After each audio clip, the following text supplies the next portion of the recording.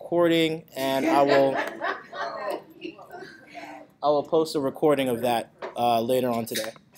Sure. JavaScript and the DOM. Who can tell me what a DOM is? Let's take a stab at that. Yeah, the head of an Italian family. No. Close. Over here. Document object model. Perfect. Document object model. And in layman terms, how would you explain that? The document object model. I have no idea. Sierra, give me the answer. Okay.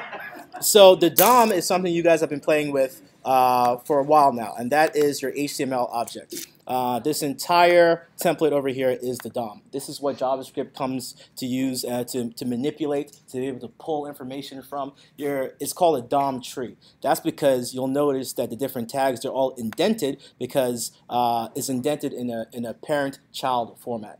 The HTML at the very top is usually the root parent, and that then breaks down. Let me actually use this board over here. Explain things.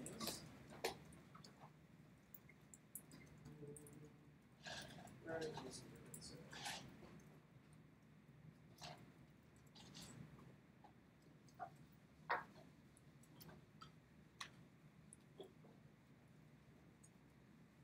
It's important to understand that that HTML works like a tree because that helps you understand how the different elements are formed.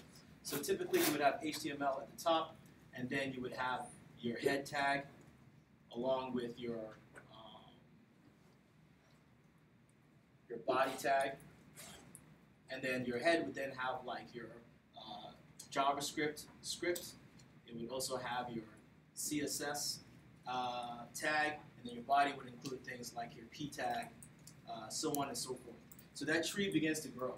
And with JavaScript, you can like delete individual nodes, and that would then delete their children, and so on and so forth. So that's how that works. So that's just a simple question. Oh, it's last week. It's the same slide deck from last week. You gotta go to slide 28. Yeah, we are on number 29. So right now what we see on the board is something called button alerts. It's also doing DOM manipulation with the fact that there are events attached to these individual buttons. And so when you click delete, it's creating a new node on the tree, and those are those individual messages that you see over there. And when you hit click and when you hit X, a delete event is triggered, which then deletes that node from the tree.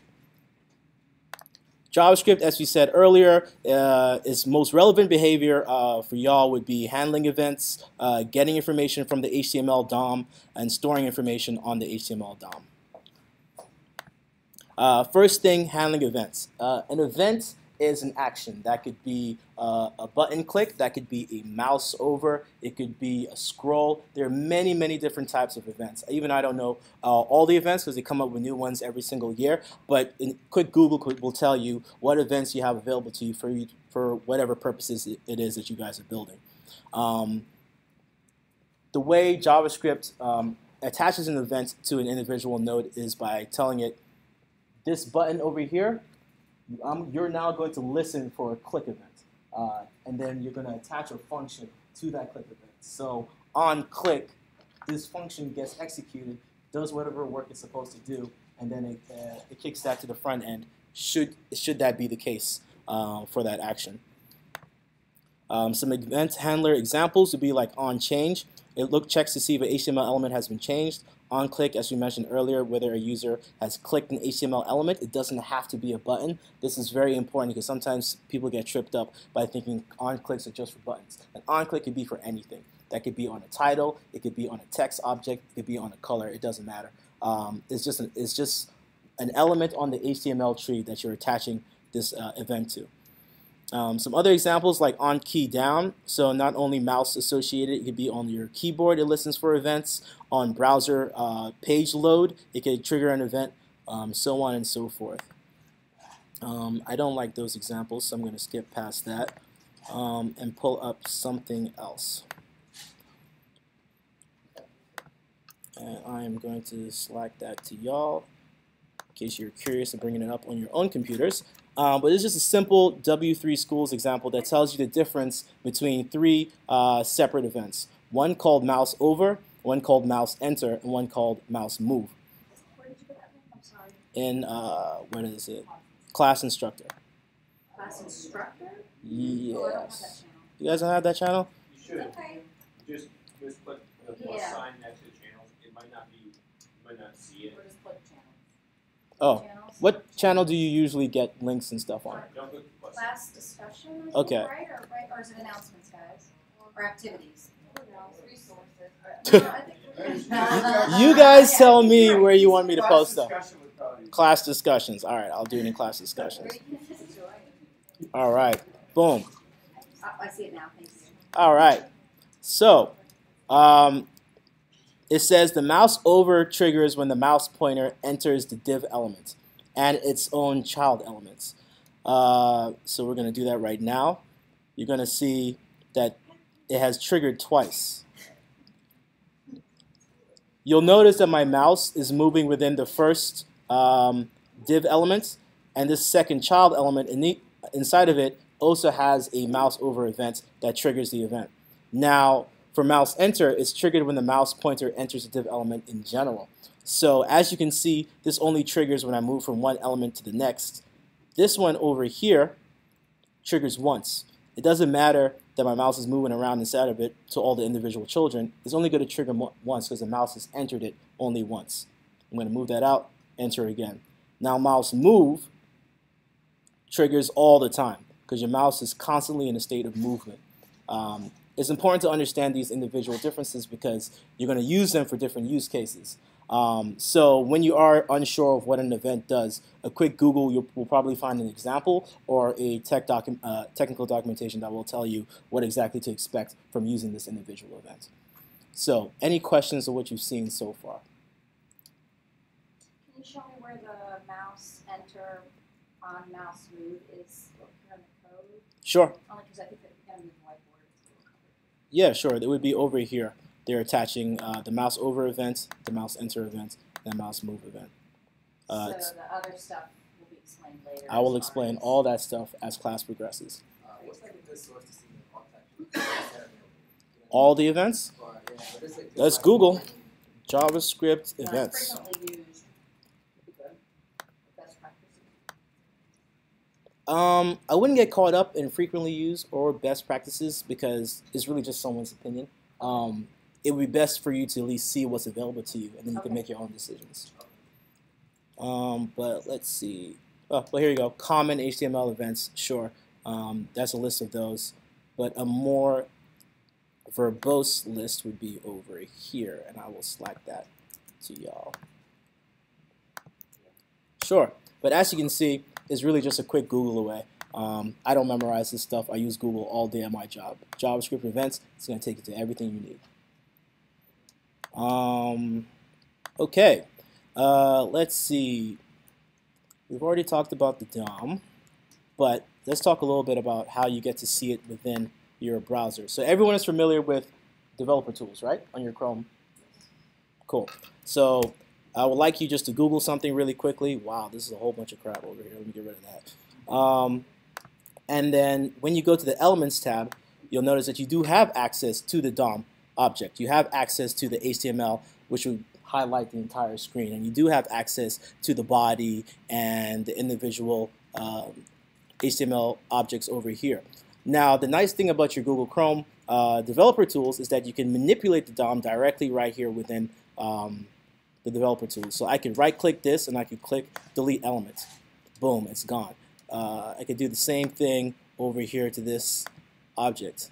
This is class medium. Let's delete that. Boom, it's gone. That's what people do when you see sometimes those funny images on Reddit or something. Like, oh, this website has been tampered. 99% of the time, the website has not been tampered. Someone just went to use their Chrome developer tools, clicked Google, replaced the image with something else, and then said, hey guys, look at this. So just heads up. You can do your Chrome tools is very, very powerful, and everything that I'm doing right now you can do using JavaScript as well. So we're going to get to that in a second, but I just wanted to show you that. Let's see. So getting information from the DOM. Let's see. You can get things by parsing your HTML and doing things like getting class names. You can get the text within those individual elements.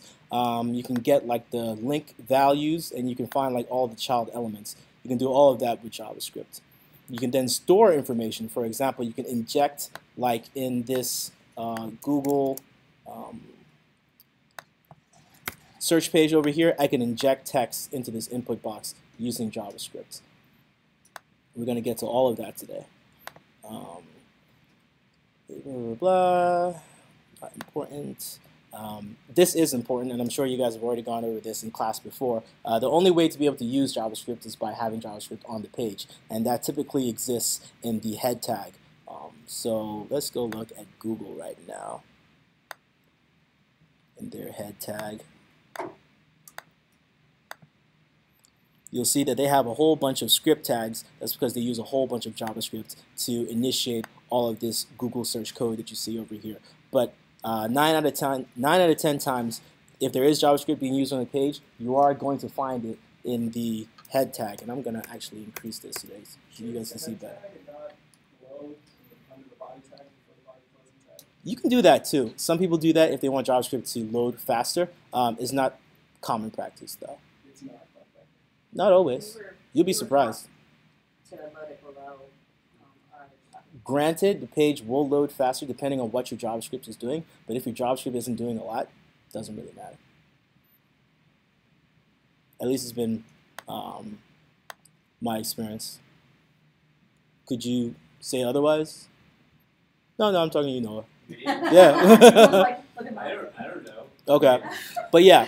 I've seen it mostly Sierra. below. Yeah. Yeah. Yeah, so definitely you can have your HTML tags underneath your body. Some places, if you're doing a lot of heavy front-end work, you want your page to load first so that your users can see your website, then do all the JavaScript loading, whether that's like the interactions will happen after the page has finally I loaded. think that's why we were taught to do that. Correct. Alright, So when- we'll keep when that. I'm visiting a website Mhm. and I'm about to click on something, Mhm.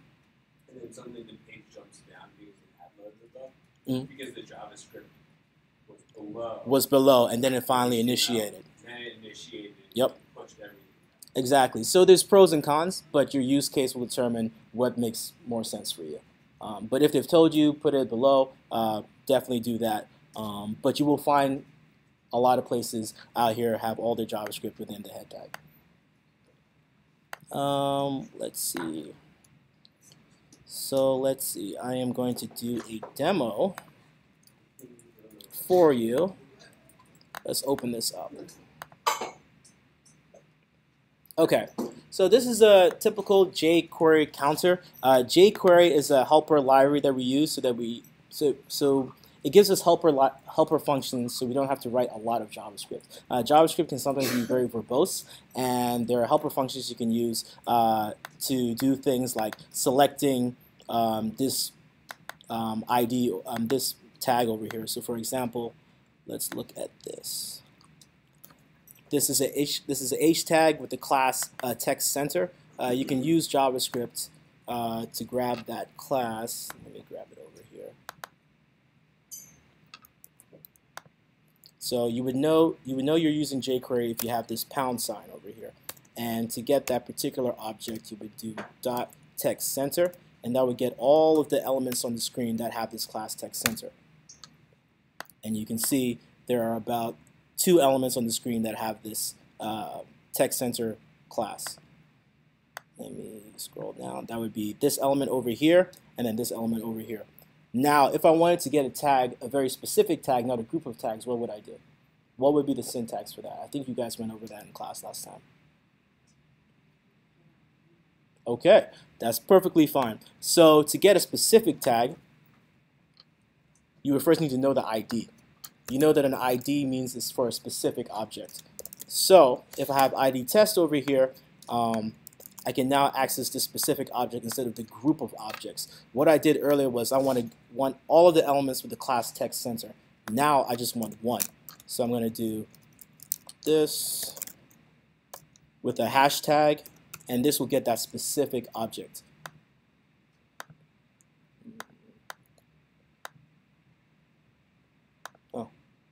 It's not highlighting it, but whatever. Is it spelled, was it supposed to be text or text? What did you do on your other text? Cool. So I'm now curious if you can do other things in real time. So for example, let's do text, nothing. I don't think it grabbed it correctly. Oh well, we'll get back to that. So in this specific example, all we're going to be doing is incrementing the jQuery counter and what's the word for that? Decrementing it. And then we're also going to have a reset button to takes it back to 0. It's pretty straightforward if you think about it. Like all we're doing is increasing the integers and then reducing the integers. But on the back end, it can sometimes get a little complicated. So I'm going to show you that JavaScript code. Now, when this page loads, the very first thing it's going to do is first of all, it's going to grab the style, the CSS, and then it's going to, in this particular example, the script is at the bottom inside the body tag.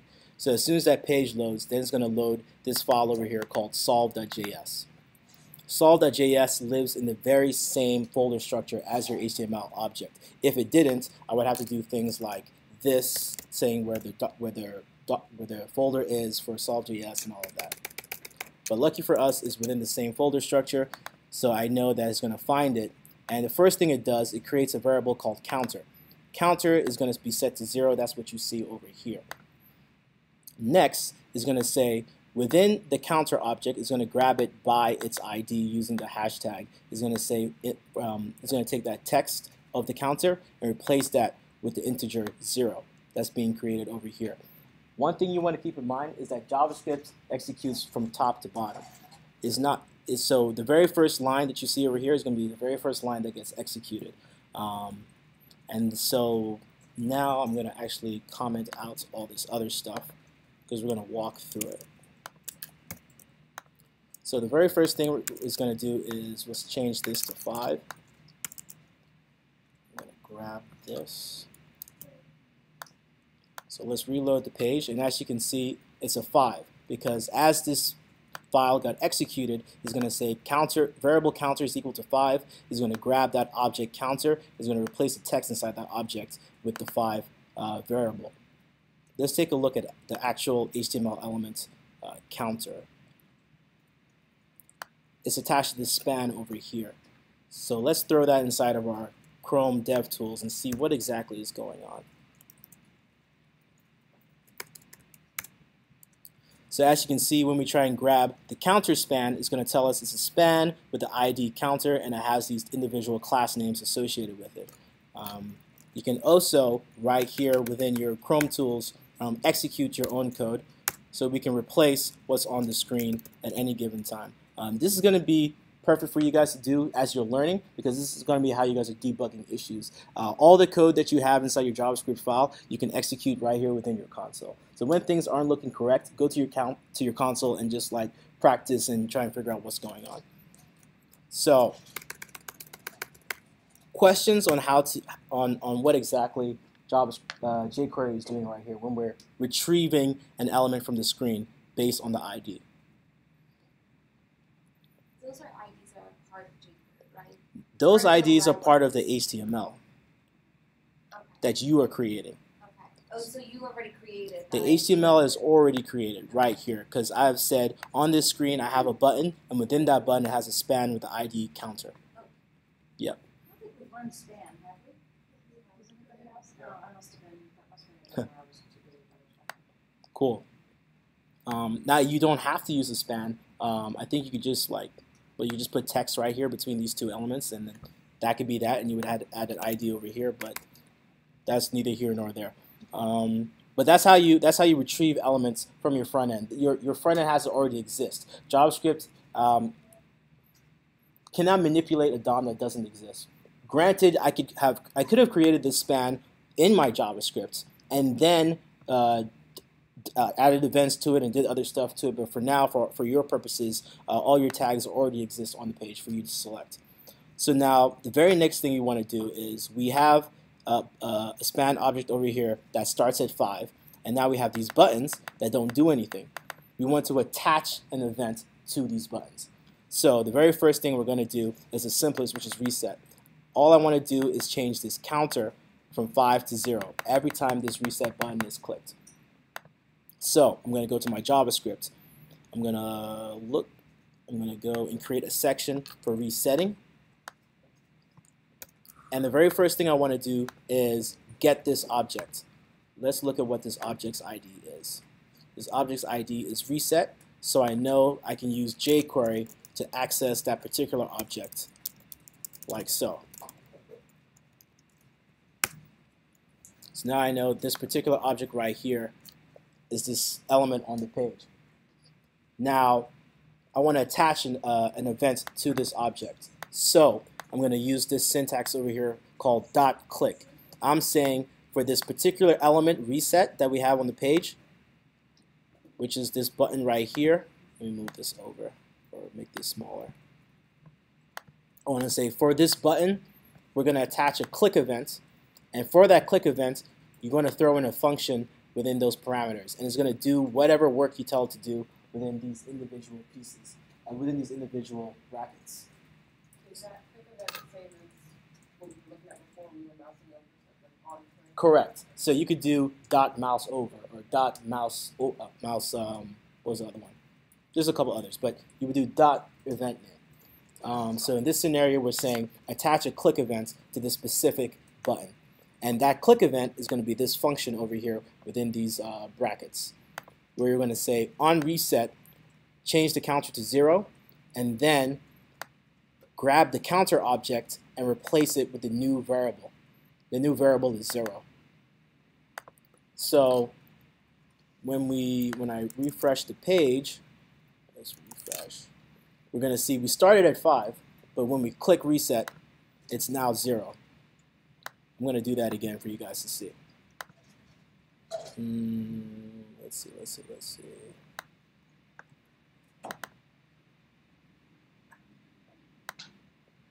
So we started at 5, and now we said on reset, we're going to attach a click event.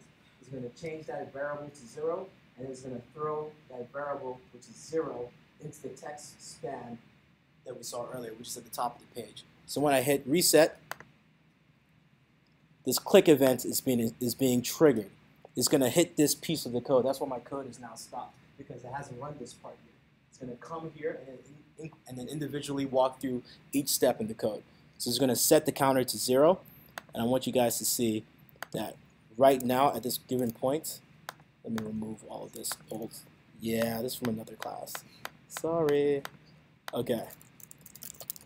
So counter now is 5. As we step through, counter is going to be 0. And then we're going to grab this span over here, and we're going to set that span to 0. It does it incrementally, step by step. That's this action being triggered over here. Any questions on what you just saw? Makes sense. I didn't follow the span thing, but I saw it change. Cool. Yeah, the span is really just like a, how would you explain span? It's like a text tag. Yeah, inline tag that you're using within your button tags. And all you're doing is just adding text over there. Cool. So the next thing, so we have reset. We know reset works and it triggers this event all the time. Now we want to do +1, -1.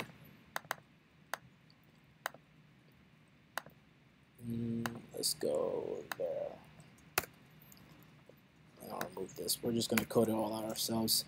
So in live stream, let's see. What is the very first thing we want to do? We have these buttons on the page. We know they do nothing. What's the first thing we want to do? What's our first step in that? Yes, we want to get the object. You can't do anything unless you get the object. So let's go look at the elements. Let's use our Google developer tools. And we'll figure out that, okay, this particular button is add. It has an ID of add. And then this button over here, which is subtract, has an ID of subtract. Pretty straightforward. So now we're going to use JavaScript to go to our console and ensure that we can actually get this object. There it is. It's this previous object over here. Even when we mouse over it, and wait. You didn't put the pound sign this time. Is there a reason why? Yes, that's why I didn't find it. Good call. You need the pound sign to get the object because it says it grabs it by its ID. So that's why we didn't see this. Yeah, that's why we didn't see this button over here. So when we mouse over it, you can see it's mousing over the -1 button. Cool. So now we know we can get the object. So we're going to type this in here, just like we did reset, where we're going to do pound, $ pound, what's it, subtract, dot click. We're going to say I want to do a click event. You don't even have to do function like you saw over here. You can assign a function to a variable. So let's say let's do let's call it function sub. Okay, and actually let's do this. Our sub equals function, and within the sub function, I'm going to take the counter and I'm going to decrement it by 1. So let's do counter equals counter minus 1. What's next? We've now subtracted the counter by 1. Yeah, what's the variable sub thing? So I want to show you guys 2 different ways to do the exact same thing. Before, we had a function within the click event instantiation. We said for reset, you're going to add a click event, and you're going to do this function. I want to show you guys that this function can also be done like so. It's just going to do whatever work you tell it to do within this function, but this function has now been associated with a variable, just like counter was associated with an integer. You can associate a variable to functions, integers, booleans, strings, whatever you want. It doesn't matter. It's just holding a value. That's important to understand because you're going to see different syntax when you work with different developers. Everyone has their own style. So all we know for now is that we have a variable called sub, and sub is a function that reduces the counter by 1. So let's save this and see what's going to happen immediately. So we have our initial page that starts off with a counter of 5, and it sets that counter to counter 5 on page load. And then we know that when we hit reset, it resets to 0. We saw that action in play. And now we've attached an event to subtract. On click, we're going to reduce the counter by 1. So now when we look at the counter, you see it's -1. But it hasn't shown up on the screen. Why is that? Correct. Even though your JavaScript has executed, it has gone to the back end, it's done your JavaScript code, that doesn't necessarily mean that your DOM has been manipulated yet. Your variable has been manipulated, but your HTML has no changes because you didn't make any changes to the HTML. So right now, I just pressed -1 a whole bunch of times. If I look at my counter, it's going to be -13, but the page is still static. You have to get that span object and inject the new variable into it. So just like before, we're going to grab the counter, put it in here, and say counter is now going to equal the new variable that we're doing, the decremented variable. What did it look like before? It didn't have that. You're now saying, Part of the variable stuff. yeah, we're going to say that this click event is going to call this sub variable, which just happens to be a function that reduces the counter by 1. But not only is it going to reduce the counter, it's then going to get that span object, which is right here on the page, and it's going to inject text into it, which would be the value of the counter at the time. So when I hit save, you see now we see the counter in action because we're manipulating the HTML in real time. That's the power of JavaScript. That's how you see all those interactions when you go to all these different websites. That's all JavaScript. So now we're going to do the exact same thing, but we're going to increment it. So just do an add function. I'm also going to use different syntax to say this is just another way of doing the exact same thing that you just saw. We're creating a function, but we've now, instead of assigning it to a variable, we've added a name to the function. So within this function, I'm going to do counter equals, well, actually this is other syntax, counter equals 1. Now, you know what? I'm not even going to do that and confuse you guys. Let's keep this simple. So now we have an add function, and we're going to get the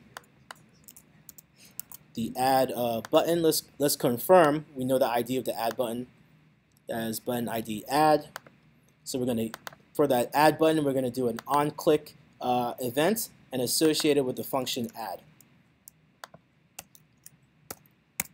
Does everything look good? Correct. We still haven't manipulated the front end, which is the HTML DOM. We still need to grab that span object and associate it with the incremented counter. So when we refresh the page, you're going to see, wait a second, let's refresh the page. Now it's a 5. When we hit +1, it's going to increment the counter, decrement it, reset it. All by hitting these individual on-click events that have been created differently, but the actions are still the same. The problem with JavaScript is that there's 100 different ways to do the exact same thing, but don't let that confuse you. Through just having a conversation with the developers who have worked on whatever it is you're looking at, they'll tell you that this is probably everything you've seen before. So I created a reset on-click event by throwing a function directly into the params and saying change the counter to 0. I then associated a function to a variable called sub, and then just threw it within the params that have been associated with the subtract button. And then I created a named function called add and did the exact same thing where I associated it with an on-click event on the button add. Question? Two things. You have the variable sub. Where did you get the word sub from? Here. Like I wouldn't intuit. I would have put subtract. Like I don't know. Like. So I created it. This is just my shorthand for subtract. You could have named this subtract, no problem. And just throwing that in here.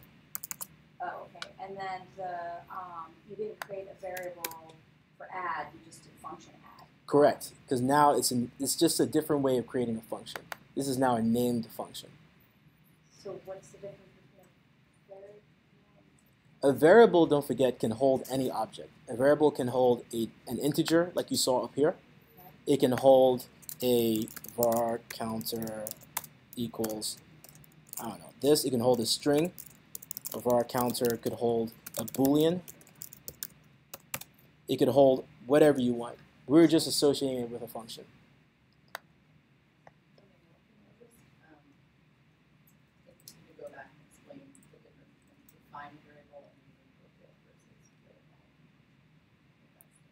Oh, you guys didn't go over variables last class?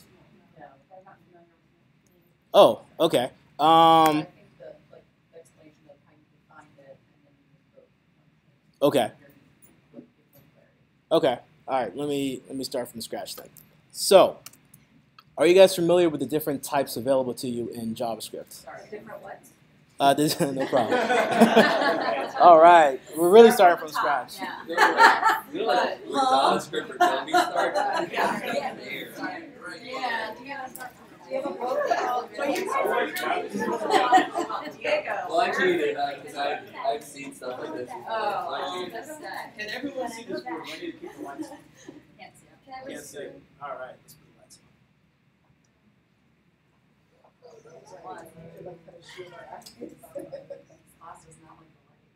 That's your lecture. You're very tired. on. We can wait a little bit. Okay. So there's a few very common types in JavaScript. You have the string, which is just basic text. Basic text means anything within two, what's it called? Quotes? Yes, quotes. There we go. You have a Boolean type. A Boolean equals true or false. Then you have an integer. An integer could be just a simple number, 1, 2, 3, 4. For decimals, you have an object called float, which would be 1.1, 2.3, so on and so forth. And then, I'm not going to get into arrays. And then for our purposes, we know that we have a function type, which is what you saw earlier, which would be function, open and close parentheses, and then the brackets, which then includes all of the work that you wanted to do. This, a function without a name, is known as an unnamed function, an anonymous function. I don't really want to go deep into that. But for our purposes, we know that we need a function to attach to an event. An event needs to be associated with a function, and that event then needs to be attached to an HTML object on the screen. So an event needs to be. An event needs to be attached to an HTML object, and then that event needs to be associated with a function. Questions? I feel like I heard some confusion. So an HTML object can be associated with an event, and that event needs to be associated with a function. That's the life cycle.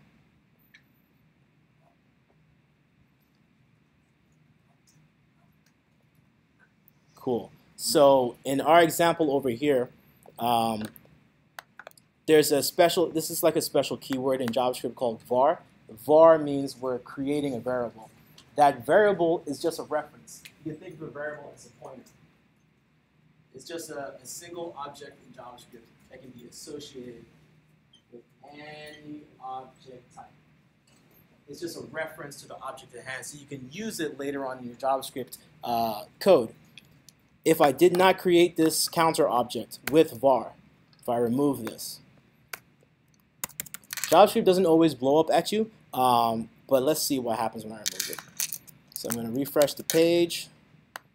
Console, as you can see, there are no errors, but you'll notice some strangeness now. It says object HTML span element. I don't know what that means. Let's try and get access to my counter object. See, so now you see a whole bunch of weird behavior. Typically, I would expect it to say, okay, I'm grabbing this counter with the ID of counter and throwing it within that text object my counter variable, which was 5, but 5 no longer exists. I was expected to give me some blow up and tell me, hey, this can't happen because counter doesn't exist. JavaScript doesn't always do that. Instead, it's going to quietly fail and then just do nonsense like this, like object HTML span element, which makes no sense. So, and then when you try to access the counter object, it's going to give you the span ID element, which isn't what you asked for. So just keep that in mind. You have to be very careful when you're writing JavaScript. Be very precise with the things that you want it to do. It's only going to do the things that you want it to do, and if what you've typed down doesn't make any sense, it could blow up in a multitude of ways. I just removed the counter variable. Yeah, I just removed this like so. Because now counter no longer exists to associate to be within that text object counter span. So when you run into the inspector, the developer tools like that, give you no indication of what was wrong? Correct. Yeah, that's sometimes problematic, obviously, because it's not clear as to what went wrong. But when everything is written down correctly, everything just works. So just keep that in mind. You have to make sure that if you're not seeing the behavior you expect, there's something funny going on, and really walk through your JavaScript to make sure that you're telling it to do exactly what you want it to do. So then, as you mentioned earlier, it's going to use the jQuery symbol $. The reason we're able to use this jQuery symbol $, is because we're saying, where are we associating? We have a script tag over here that says, give me the ability to use JavaScript. Without this script tag over here, you can't use any JavaScript. So just heads up. We're grabbing that JavaScript object from code.jquery.com. You don't need to memorize that. You can just copy and paste it online, or it's in all of the example templates that we give you guys. So once we have access to that $ object that relates to jQuery, we're then going to get that counter by its ID, throw in the 5, and then all we're doing over here is associating each individual button that you see on the page over here with actions. And that action is a click event. That's the only event we're worried about right now. And whatever function you pass into these parentheses is what that click is going to do. So in this very first example, we're passing in an unnamed function that does counter equals 0 and then replaces the span text with 0. Over here, we're associating an unnamed function to a variable called subtract. Technically, that now names the function. It's now, subtract is now this function over here. So you could say this is a subtract function. That's what we're associating with click. Another way to say that is just by adding a name to that function. So you could say function add, do this addition logic. So now this is an add function. It's now a named function. How come you did variable subtract and function add and not both variable or both function? I could have done it to be consistent. I was just trying to show you guys different ways to do so. So I could have done this. And it's the exact same thing. All right, so they're basically the same, just less writing, I guess? Correct. Okay. Just less writing. And also style. Okay. Yeah. Okay, so any questions of what you've seen right now? Just to be sure. Yeah. So the first block of things you created for counter Mm-hmm. through 13. Is that one way of doing things, and then 14 through 18 is another way, and then 20 through 21 is another Correct.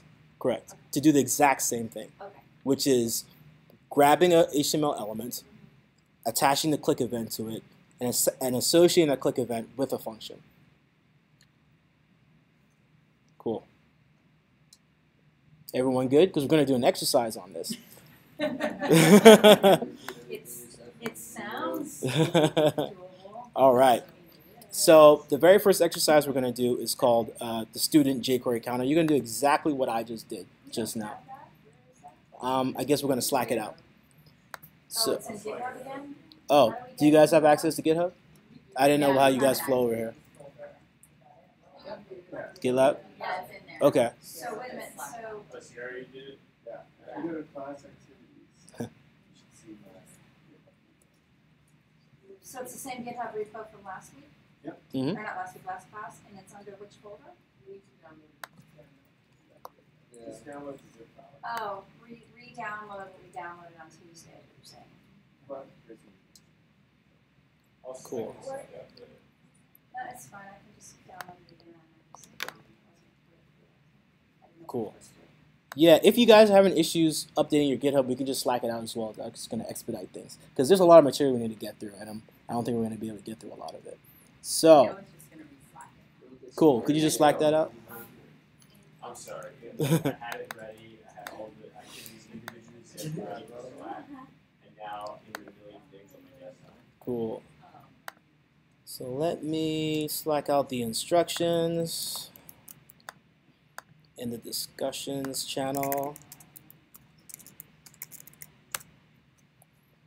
We're going to do this for 25 minutes. What you're going to get is all of the HTML that you need to get you started. So you don't have to worry about actually building this page. This page is built for you. But the thing that is missing is the most critical piece, which is the on.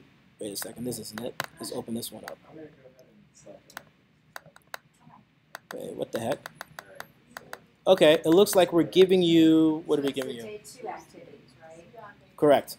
So we're going to give you the add on click event, but you have to create the decremented event and then also the reset total event. But you're going to have the add as a template so that you don't have to worry about, oh, how do I do an on click event again? All that stuff is given to you. So all you're going to have is add is going to increase the counter for you, but reset and decrement do not work. Cool. Hmm? Oh, I have to look at what you said. Sorry, we need to go out. This is just with HTML, right? Nothing with CSS. We don't need a CSS. No CSS. The only file you're gonna edit is the unsolved.js file. You're not gonna touch the HTML at all, just the JS. We're gonna do number 2, student jQuery counter. So let's do it.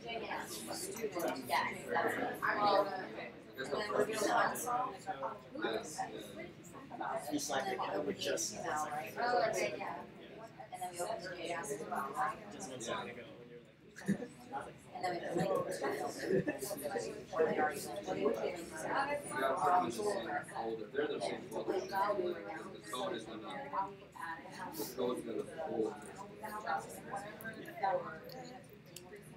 So who doesn't still have access to the activity? Let me know. Raise your hand. Alright, I just uploaded a zip with it. Cool. All right, so we're going to do this for the next 25 minutes. So, yes, at 7:45, we're going to move on to other things. But if someone was able to do this themselves, there's going to be a prize at the end of 25 minutes. So heads up. I'm going to ask for some class participation. Let's give it to him now. Just hand him it. So we need a prize for all of us.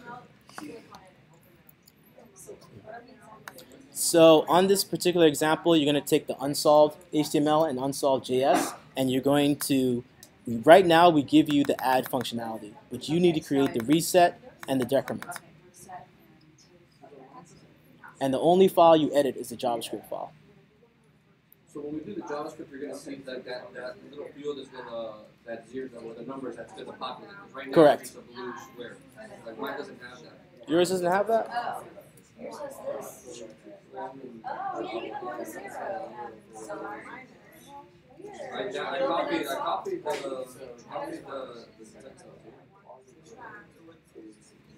I just This is downloaded zero. it. I downloaded it and copied it. Oh, here it is. I'm going to download this. Yeah, he just sent it. This is yeah.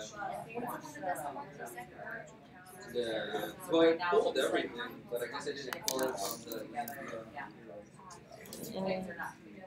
you.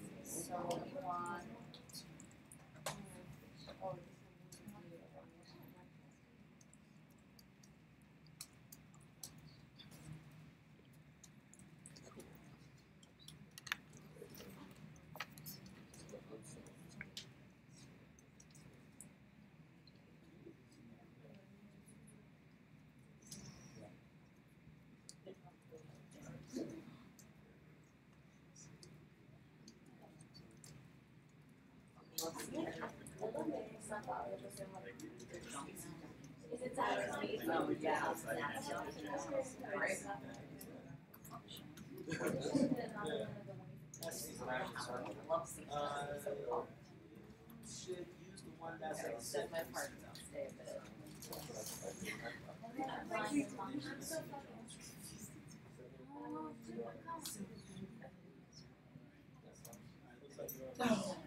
What? This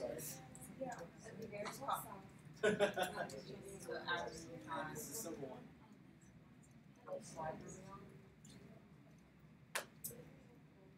Figure out your initiation. Yeah, it's okay. Thank you.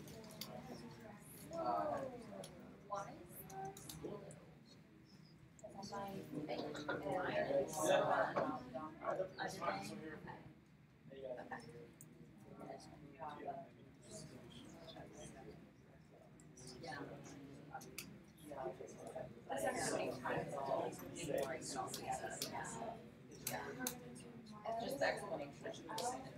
Right now, it's like Digested. They were asking. yeah, there's really these little socks You have it. now, right? Like. Oh. Transform. Yeah. You're losing My my God. body.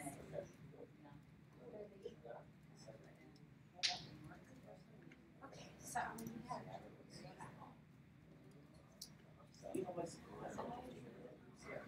Yeah.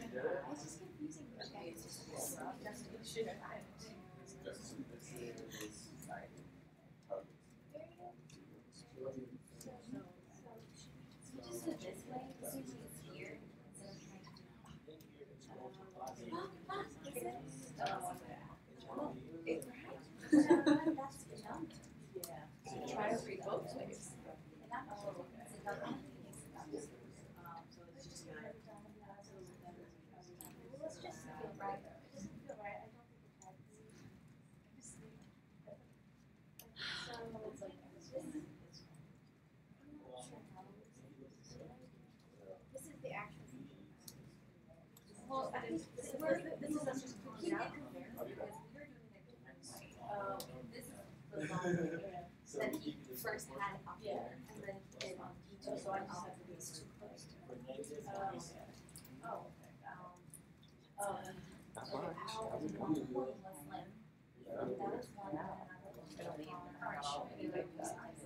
This is like the fun part. This is the fun part. I'll show you what I put in.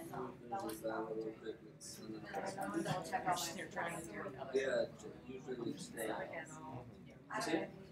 So I have, so I tried to check. no, but what's the name on your HTML? That's what you gotta go by. That's what happens. If you don't have the same name as your HTML, that's not. So.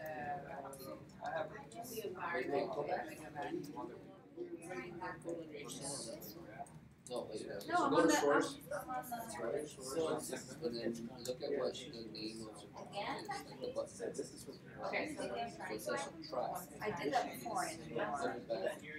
Don't forget to put the happy So in, this is subtract. but you gotta put the happy. That's why. Oh, that's what Remember, I'm you're missing. calling I the see it now. I class. see the, I see. You're calling the the- ID, Yeah, so- yeah. The ID. Okay. And then we can try. Okay. Yeah. This one. Yeah, thank you. Flash it as a student. Or type it out. That's not working now. It's loaded. Because You have that to, gives you. And we have a 40 minutes, so you'll definitely No, the JS. Did you open the JS file? Early here, I was like, this is really girl. This is we're here now. Get add. Where can I? Yeah. Oh. Yeah. Okay. I'm gonna try one. Okay. Before we. Don't be afraid. Walk before we run. All right. Template makes it a lot easier. Very much so.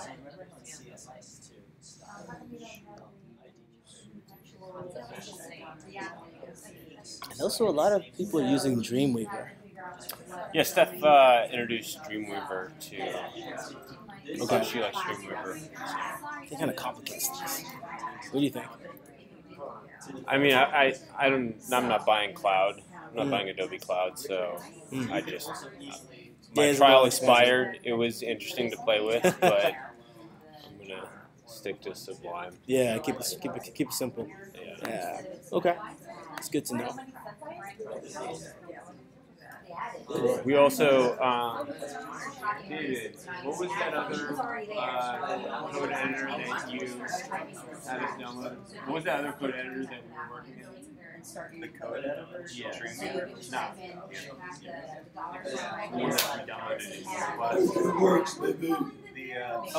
Visual Studio. Visual Studio. Oh, Visual Studio. Got it. Okay. Yeah, that's a good one. I mean, I like Sublime is the one that I've always used. I use Sublime, Visual yeah. Studio is just the one in the curriculum. It's the new hotness. That's what I hear. Oh, really? Yep. Because you can do cool things like remote developing, so you can dev on the same file with people like logging in. Oh, that's really cool. Yep. So people they use it a lot for like tech interviews now. Where Okay. They'll watch you code through Visual Studio. Oh, interesting. Yeah. Yeah, we do a lot of cool things. Let me do another round. Make sure everyone's on the right board.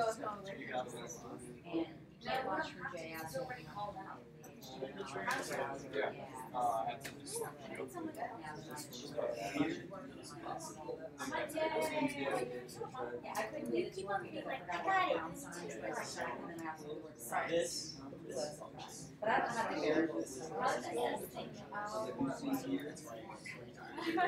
Oh, cool. The source code, my lunch, yeah, the source code is HTML. Should have. Okay. Yeah. So, like, if you environment or image, you could have that. So this is. Yeah, Yeah. So So that's it's all here. Right. Yeah, right here, every time you take a look up, if you open the HTML file, that wasn't it. But you get one, you're not just like saying that because you're saying like, oh, this word is It's like feedback, right? for reset. I get that, but I haven't done it yet reset, I've only done this track. This is whatever it does, like selection. Whenever this is clicked, Yes, there you go. then something happens. So I just did this like all the time. This is JavaScript, but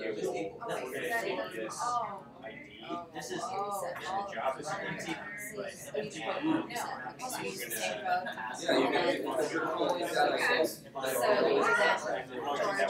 instead of the counter track, and the ID and the HTML is. You do, Don't worry about That that. is CS, you're calling that ID to make changes, you gotta put that pound. You're calling that, you're calling the class, just the dot. You're always calling, that's what you're gonna put there. So copy and paste your track. Like I set down and then have zeros for yeah. So finding all of us no negative for everything zero plus 1 and basically that's No, not. oh look I love that I think his did the same Right now, what did you do? yeah mine is white too I did counter No, zero because you're not, that you can't counter. Yeah, take the second round around, like, they were saying, You do a counter, you're like, you're replacing that. Replacing so go down to negative, reset, goes to zero, positive, then negative. Oh my god, it's a lot of looping in this part. Yeah. That's a lot of actions.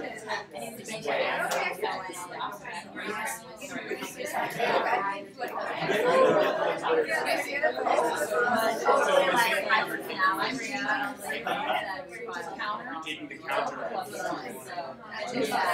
and then you're pushing the amount that is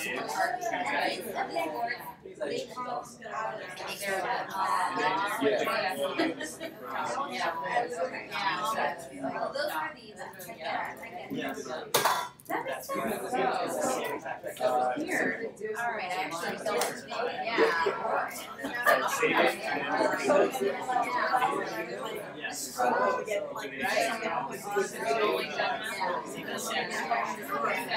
Oh, you got it. You're in it.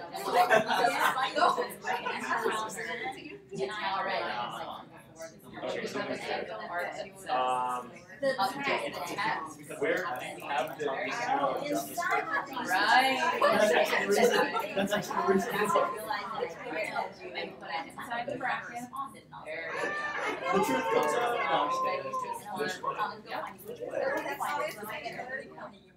Alright. I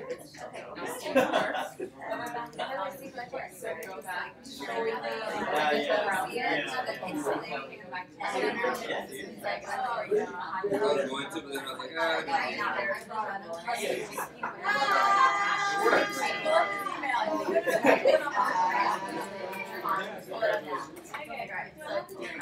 Okay, Alex, you do some bro? Jacob, come here, man. What are you applying to Google, dude? I know, right? Alex probably he created like a website to make he did in the time that I got out. He's like, so when you click the plus button, that doesn't change it to 0. Or the movement.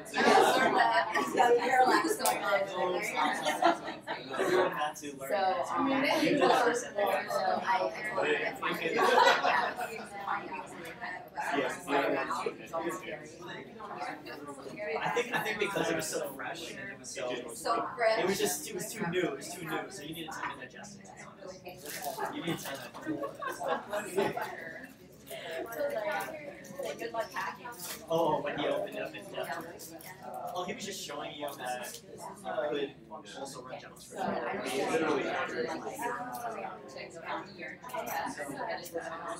No, he was just. This was like when you're doing it in your browser, you kind of need to know if you're just kind of testing. This is like you got that.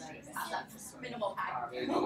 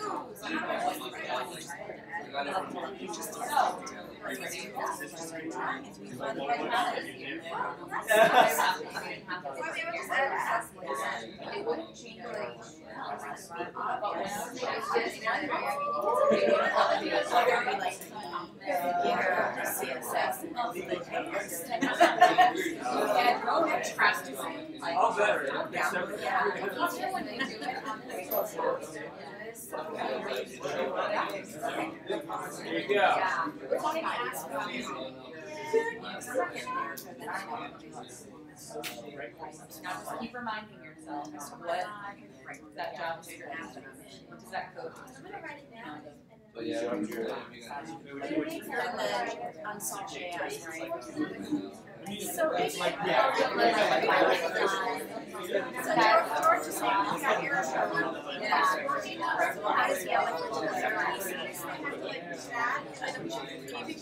feel like this all the time. You know, like, I gotta like, and then like sometimes it's just like, I got it. Oh my goodness.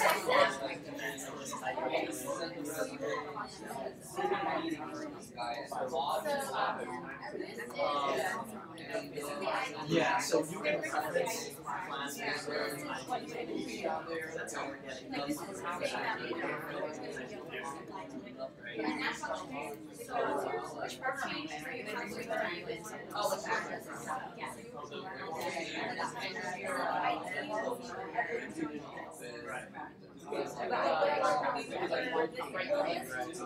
Yeah. So then, the HTML is like a common thing. And he was like, yeah, he's like, you're not for that. You think your business is I was like, that is very flat.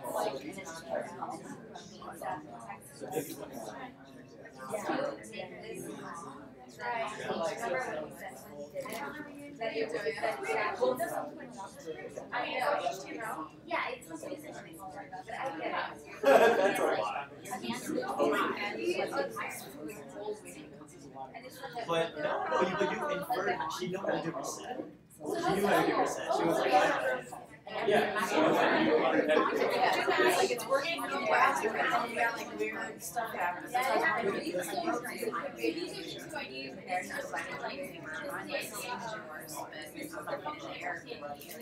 Yeah. The big, what do you mean by the big picture?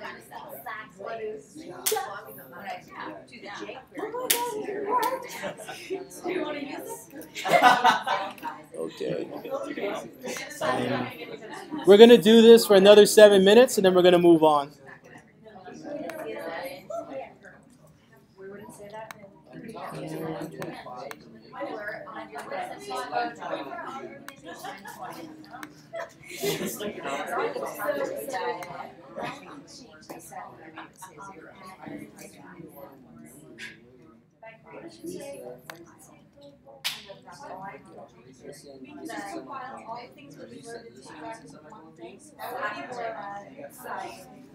You can make it look good. I'm trying to figure out why he's getting errors saying that. But it's all working.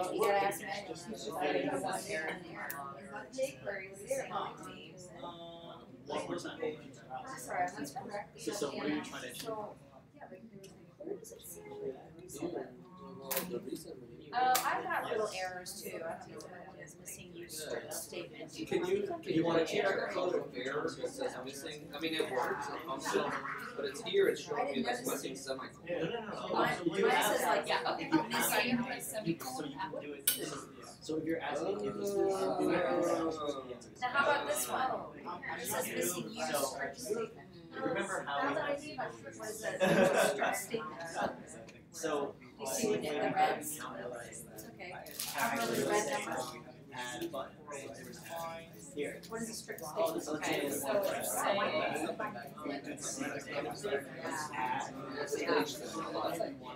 You know what it is? this was the code that was given.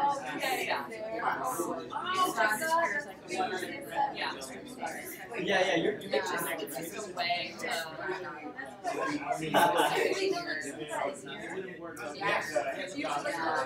All that. but it's not like I wasn't much help. But it's correct that you tried to say that. So would it be, no. would it be So jQuery if you wanted Counter? to change it to like dynamically with an interaction, then if you're asking if you can, then yes, you can. Most of them are pretty It's sweet. only it's only if you Really? want to. Yeah, they're not all All super of tight. clean password with That'd be great for a lot of. Yeah. and Yeah. it's really cool because I mean, it depends. basically Most it's times having like So, the ability to add this is it, right? JavaScript. and then how do you go to a conversion of HTML. And so like this process actually works really cool because it does, HD, Oh, yeah, I'll send you this. Hopefully this is yes, yeah. Maybe that's anything else. So there are, there's something called ES6, like Yes. about how like everything comes out in conversion, right? Like every. I know, it takes like a day or two. JavaScript. Sorry, I'm telling you updates up here. It takes No, like you don't. I know, but I mean like JavaScript Makes itself sense, yeah. has own updates. So we're writing in a simpler, older version of Java. How old a version are we writing? Not all my own words. Very basic. So Very to me, basic. I like it because 2 years I ago. want everything. I want this to do this. That In works. this version. Oh, but I don't like how it did this. So Many he like developers. has his issues, but then There are he's like ways fixing to it. do And JavaScript. but in yeah, the versions of this one. it's my video, but I liked it because it was before videos and so much. But This is how you want to learn it. And then it's like, Yeah. it All does. to do with the same way. Well, because not every So if you're learning at 6 and you'll learn code, once the building comes to yeah, that stuff. So you can Like, say, you can say, every interact with. I think that say, like the if you counter. Oh my God, these the correlations. I was just trying to show her. Because you're talking about Oh my God, it flew, that's a word. Remember when John was Oh. Yeah. But I'll say So like, yeah. oh, So let's say that you want this one, this version, you would do something like this. check it out. In the call, in the function. Would you call the function reset? To reset or? Well, yeah, you could do. If you If it was defined as reset. Right now, I don't have. instead of resetting it now the way you did that equal 0, you can just call the function. Alright. If I create a function, Yeah. it works because I copied and pasted and changed the words. So let's read through. And not because I 100% would have been able to sit down and say, the first thing I want to do is. So let's read through again. What does this say, right? So Java, we're calling Java. So instead of Is that what the? Instead of doing resetting counter, things, you do this. yeah, so once you write that, No, yeah. And Because this is for the HTML class. it's anywhere, because JavaScript runs that regardless. And then I'm giving it an event. Okay, not You guys have another one? It is interpreting. That's one of them. With it, He does that all HTML. He did it like That's different ways. It's one of the ways, yeah. Yeah. Oh, that's right. Where the variable is. Yeah. And then They're saying right here. but it wouldn't count. Hey, would you mind preparing to slack out exercise 3 as we move on? Cool. Counter is 0 plus 1. Yes. That's just something you want to measure, right? So right now, on this line, it's 1. You get down here. But you're both at the same level. You're saying the I counter, would be at such a counter difference. is 1. I just feel like it's like a straw house. And how does it, I told you it's HTML, this element is called this, I call it straw house. I get it. And that's why it's calling The other that. guy is like, That, breaking. whatever, Yep. is an element. Whatever, this. Cool. Could everyone begin to start wrapping it up? We're going to kick class back into gear in like a minute. Then it's rendering, it's updating this text. So it's saying, now replace this HTML tag. Yeah, and then the same thing for set. Okay, all right, thank you. Ask me tomorrow and I'll be like, There's so many. Just keep running through it.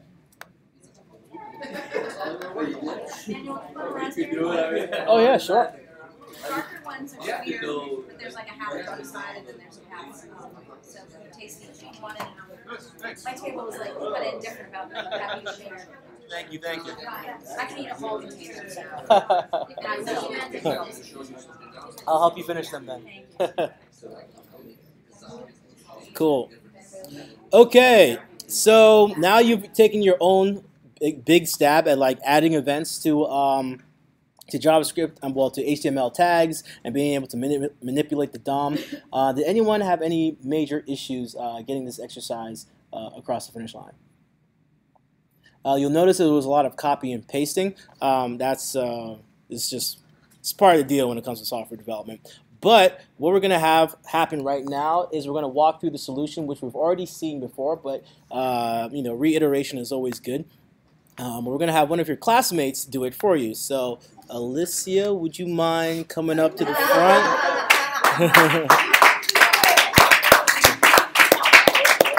Perfect. And I know that. Yeah. It's different though. Color coding helps me. Yeah, sure, no problem. We'll It's start from okay. the very top and we'll just Okay. walk our way down. All right. So actually writing it, typing it myself helped. Sasha told me just type it, and it did help understand things. So okay, so the way I see it, in my very basic way of seeing the world.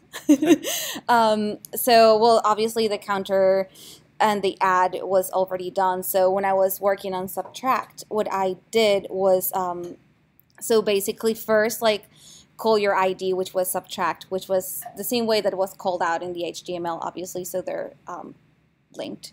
And then click would be my event. So basically this top line here is like my association, my first association to HTML. So that's the way I was looking at it.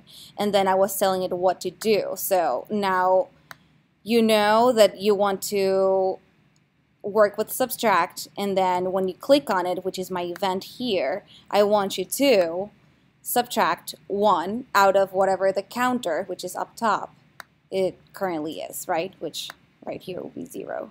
So then, so anyways, if I had only this, my JavaScript would already work, right? So if I, like he was doing it before, if I went to my code box in the developer tool, I would see that changed when I clicked on subtract to -1 or whatever it is.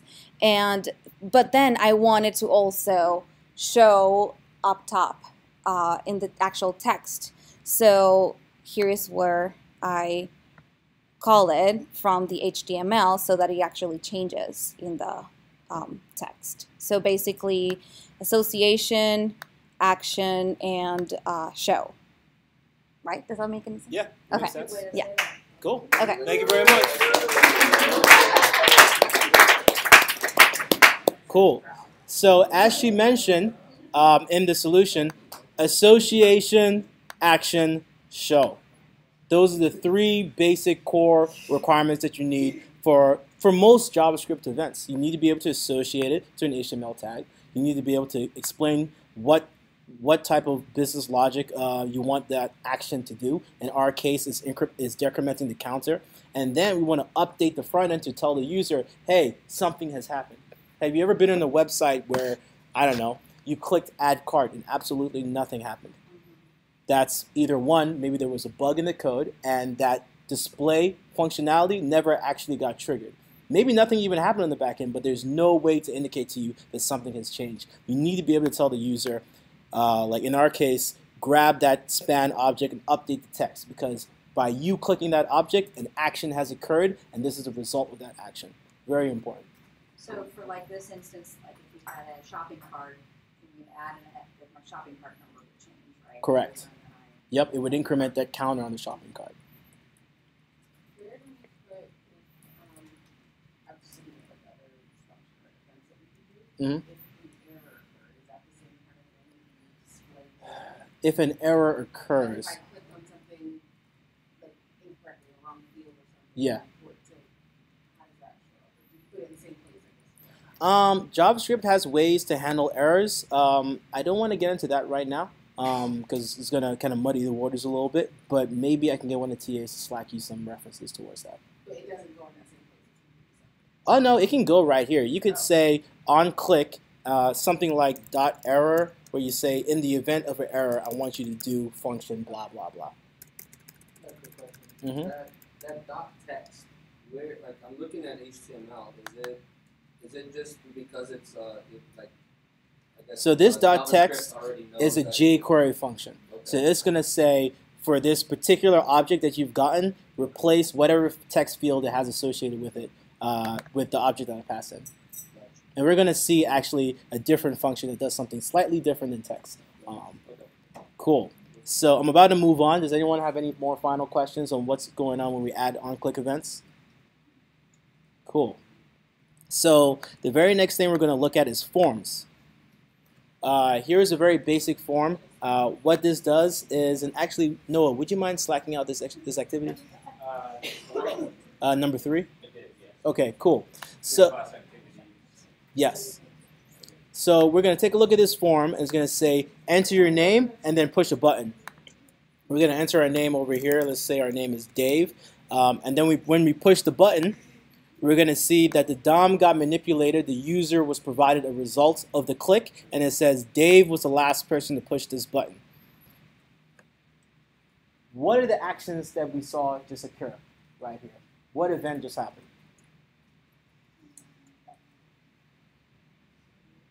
You want to take a stab? So I'm going to walk through it again. Should we look up the terms and guess for the terms? No, just watch what I'm doing. So I'm coming over here. I'm going to type Dave into the input box. I'm going to push this button. I'm now provided with the result that Dave was the last person to push this button. What event got triggered? Correct. What we just did before, an on-click event. I pushed the button. I changed the language I use, but it's still an on-click event. Pushing this button is a user taking their mouse and clicking this button. So, correct. So then, my JavaScript in the back end pulled in that Dave value from my input box and then injected it into this HTML span over here. Or is this a span? I don't actually know what this is. Let's see. This is a p tag. So injected it into the text of the p tag. So we're going to actually write out this JavaScript in real time. So I have an HTML form where when I open it in the browser, let's remove all this other stuff. You're going to see that we can type into the input box, but then when we click the button, nothing happens. The reason nothing happens is because we have no JavaScript. No JavaScript. Even though you'll notice over here when we scroll to the bottom of the page, these individual scripts will tell us that we have access, 1, to jQuery. 2, we have access to something called Popper. I don't know what this is. We have access to jQuery Bootstrap, and then also the form.js. This is the only file that is not pulled from the internet. As you can see, it has HTTP tags saying that we're downloading this information. This form.js is going to be our custom.js. So within our custom.js, what we want to do first is we have access to this form. Let's take a look at that one more time. We have a form over here it has a label called name, which is what is your name. That's this element over here. Then it says it has an input box where we're going to enter our name. As you can see, it has placeholder text, which is the enter name over here, grayed out. And then you have a button called submit, which has the push button over here, or we can change the text. I don't care. I'm just going to click me or something. It doesn't really matter. That's not what we care about right now. What we care about is that when a user enters text over here, it doesn't matter what text, we want to get that value, and when they hit click me, something happens. It displays some text on the screen. That's what we're going to do right now. So, first thing we care about is adding that on-click event. We know we have to add that on-click event to this button submit because that's the button that users are clicking. So on our back end, we're going to say use jQuery, grab it by its name. What's the ID? It's submit. You put a hashtag in front of that? Yes, thank you very much. You guys are on it. All right. And and then we know we're going to associate a click event to this submit. And my Sublime is getting a little messy, so let me clean this up a little bit. So it's just the files I care about. Okay. Cool. So we know we want to add an on-click event to the click me button, which is on this form over here. And I wanted to grab the value from the input box, which also has an ID called name. So I'm going to say for this on-click event, we're going to create a function, an unnamed function. And within the scope of that function, which is going to be the logic that we care about, we've done number one of what Alicia said earlier. We have associated it with the submit button. So I could just do right now console.log this was clicked, just to confirm that my association is doing what I want it to do. So when I reload the page, and I click me, you're going to see that this was clicked because it's logging to my console that this association is doing exactly what we think it's supposed to do. Now, we know we wanted to pull information from our input box. The only way we can manipulate this input box is by first accessing it first. How do we access information from the front end?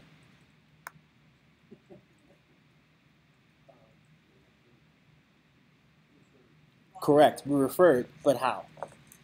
By its, what do we refer to an object in HTML by? What do we use?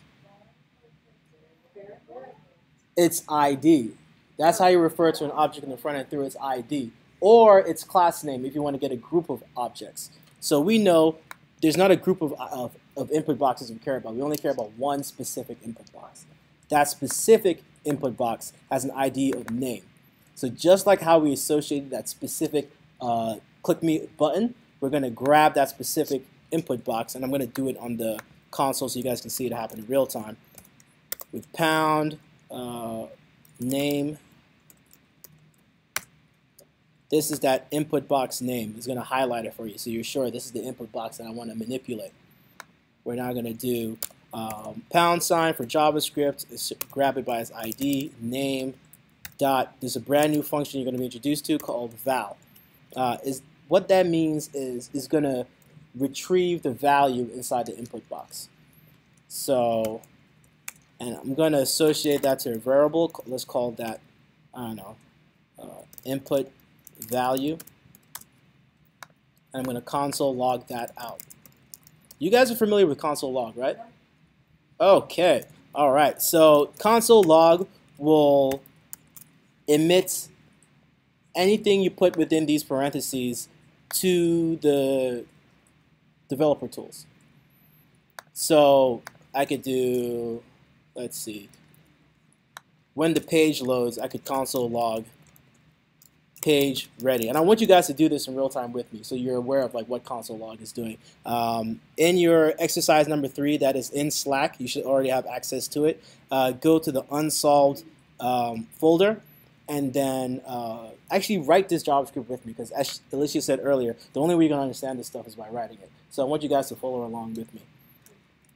So all you have to do, the only file you need to edit is going to be the form.js, so that when I now refresh this page, it's going to hit that console log, and within your console, you're going to see page ready. Console log means log whatever you inject between these brackets, these parentheses over here, to my console, which lives within my developer tools. It's a good way to debug and try to understand what's going on within your JavaScript. Any? Yeah, sure. Any questions on what console log is doing or how to get that all set up? A console is, you can think of a console within your developer tools as your live JavaScript editor or live JavaScript executor. Because as your page is being manipulated, if you are console logging or if errors do occur, you're going to see it within your developer tools console. So in this specific example, when the page loaded, it hit my console log first because it's the very first line of my JavaScript, and it's going to log to the console page ready. And then, whoops.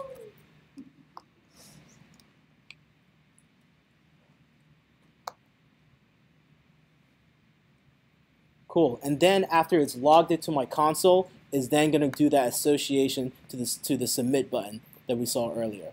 And I'm actually going to rename this to be submit just for clarity.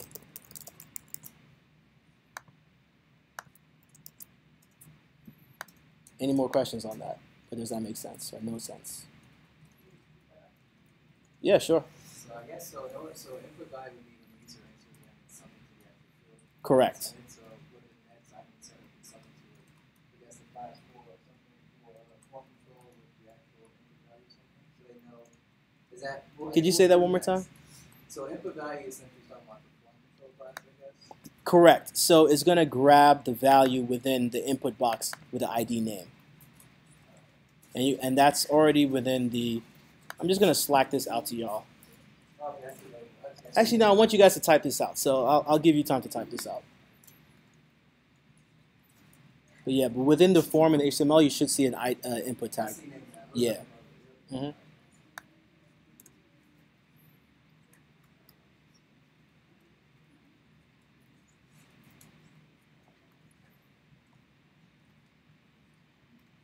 it matter if my colors look different than your color? No, it's fine. I just like dark It's like text. my console log is like half white, half purple, but then my variable is in blue like yours, and my function is in blue like yours.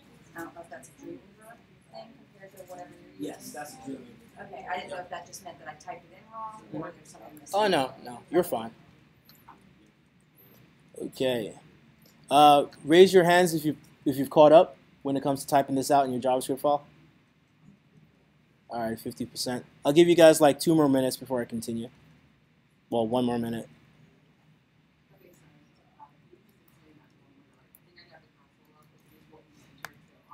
Yeah, sure. So as soon as the page loads, it's going to, of course, present the entire HTML to the user.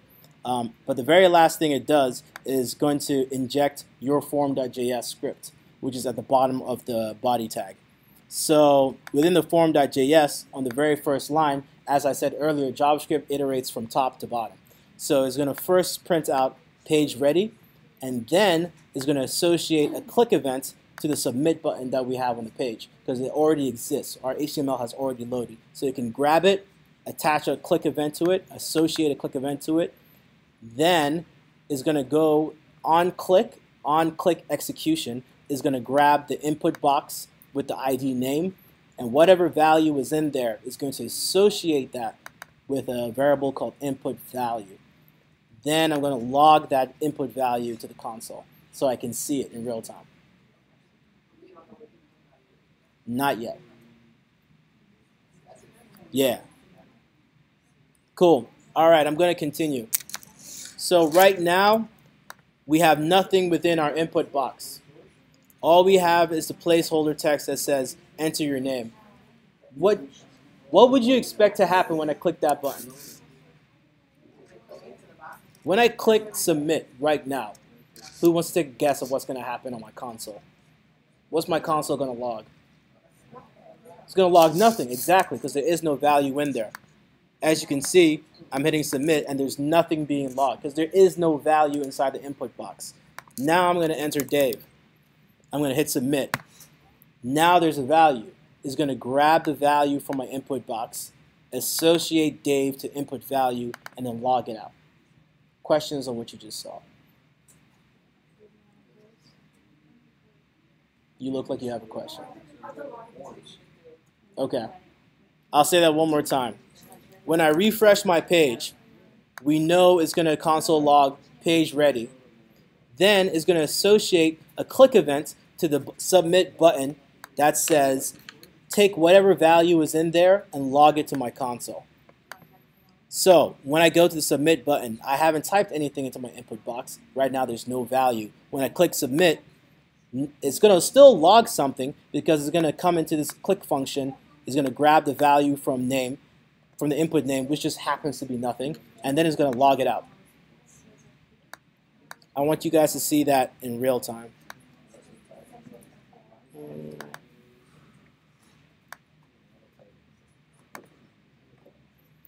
When I click submit, the click event gets executed. It's going to come into this function.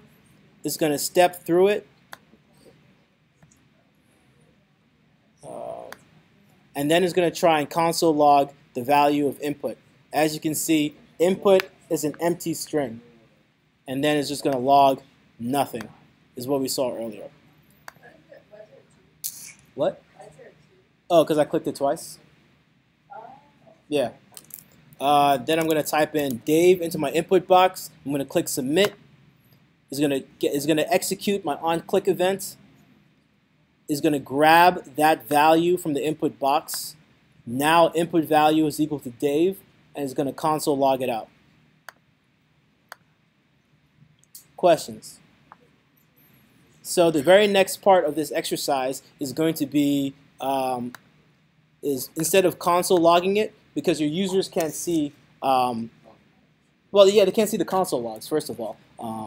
Most users aren't using their Google developer tools every day.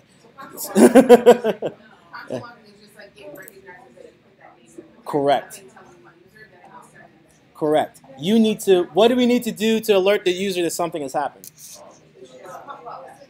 You need to show it, and that's called manipulating the DOM. It doesn't matter, you could do a pop-up, you could do some text, you could add like a fancy graphic, it doesn't matter. The user needs a way to know that something has changed. So the way we're going to do that is by accessing another variable called button pusher information. It's just a p tag.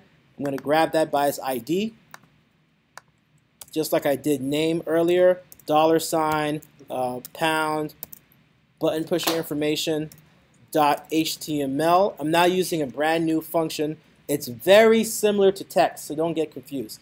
It's going to do the exact same thing. We're going to inject whatever information I put within these parentheses. It just so happens that that information is Dave. And then I'm going to end it with my semicolon, save it, and then let me actually move this over here so you guys can continue typing. Yep. Is this case sensitive?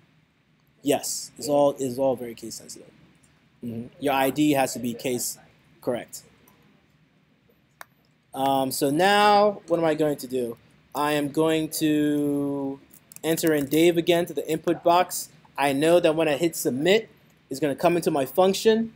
It's going to grab the name input box, which is over there. That value is going to be Dave. Input value is going to be Dave. We're going to console log it, and then we're going to grab the p tag button push info and inject Dave into it using a function called HTML. So when I hit submit, you're going to see Dave is now on the screen. The user is aware something has happened, so on and so forth. It's called, I don't know, Sally, submit. It's just going to keep replacing whatever you put in there. So is HTML a function or an event? HTML is a function. Okay, even though it's written as an event. So I'm trying to think of the best way to explain this. When you do dot, that is you saying I now want to use a function. So this click is a function, but it's a function that associates a click event. This function I'm using over here injects text into HTML. So that's what it's doing. So, but there's one very important difference between text and HTML. You'll notice when I replaced HTML with text, and I add cat over here, it's still going to do the exact same thing. It's going to inject that text into the HTML. The difference between text and HTML is that I can do something like this, where, let's see, I can provide tags within my JavaScript, and those will get evaluated. So I could do tag B, it's cool. It's going to evaluate those HTML tags if I use the HTML function, and B, I believe, should make it bold. So let's see that in action. I don't know.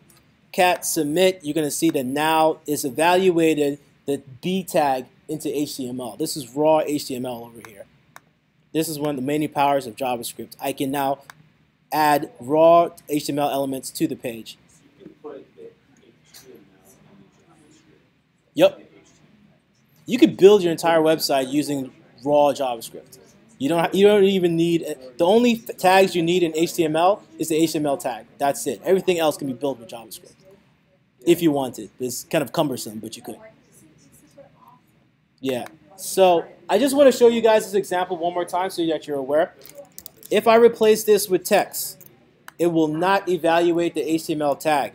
When I refresh this page and I type in cat and I hit submit, it's just going to show me cat tag B is cool, tag B. That's because you did what, sorry? That's because I changed, instead of using the HTML function, I'm using the text function. It's just going to present raw text. By using HTML, it will evaluate the tags if they exist and try to turn them into raw HTML. Because B is HTML. Correct. Yep. So just a heads up. Oh, whoops. Let me make this bigger. There you go. Why does this keep disappearing? Okay, there you go.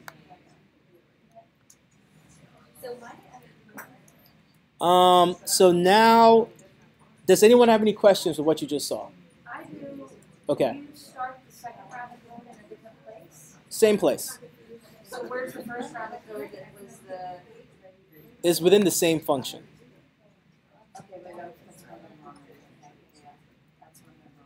Yep. As you can see, this is where I grabbed the input value, I console logged it, and then I'm now providing a result to the user.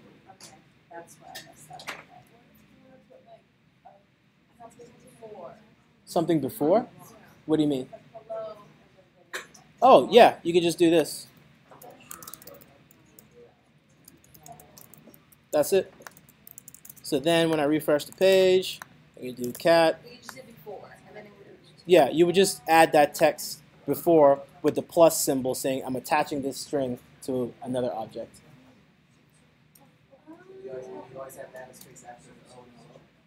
No, you don't have to. It just looks nice. Yeah. All right.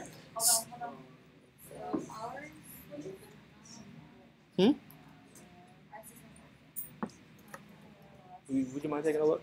I don't know. Okay. I'm sorry. The arms works for some reason. What do you see? You refresh it.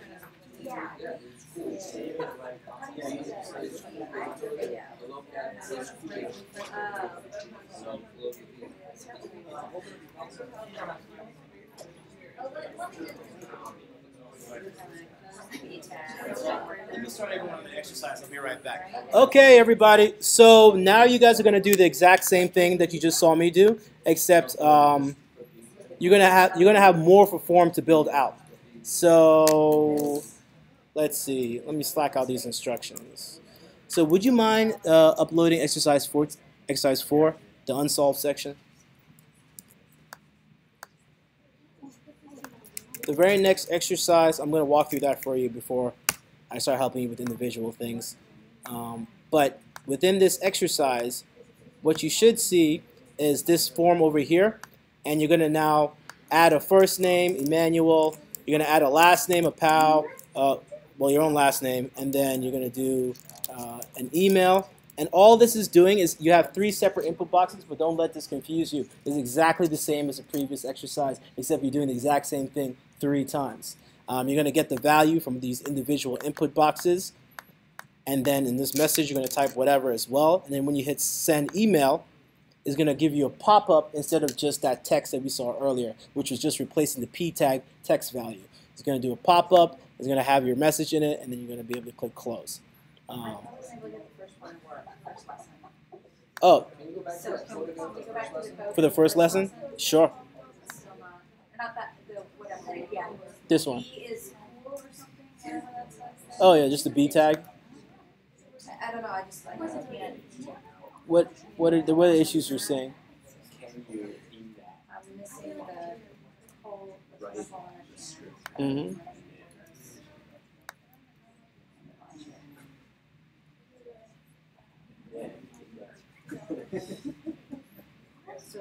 Who wasn't able to get exercise 3 running? Let's just resolve that now, I think. This one right here. Yeah.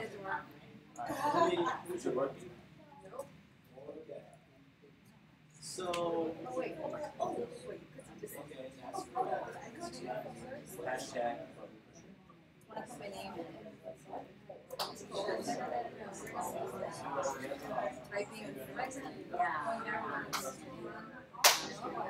Oh, actually, I was doing it. This is no.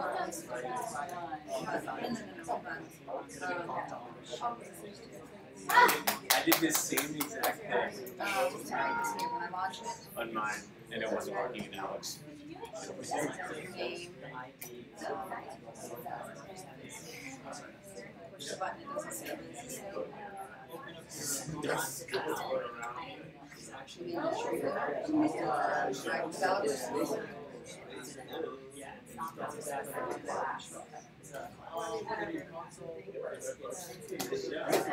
Yeah, I just got to reload. I forgot to reload and I kept pressing, so it didn't reload. That's what I was like, Yes. Anything that's outside of this input. So I saw that it had age ready.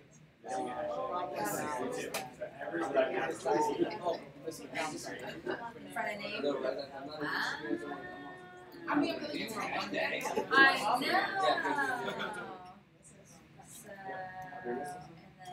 know. So the next one's Yeah, select that out. You slacked that out, right? Save it.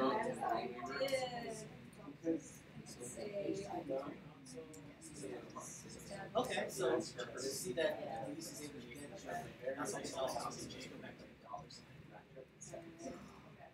That's pretty good. Yeah. Pound sign. In front of what? Yep. That 2 times. Just for the new. This is here.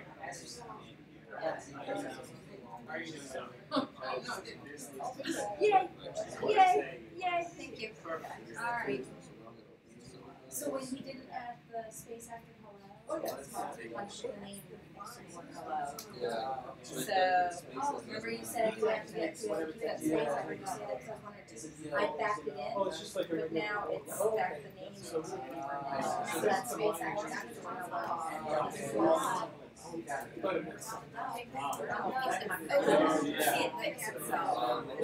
dad talked to me,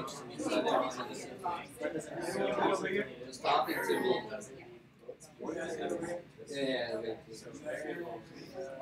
Yeah, Bernard's like,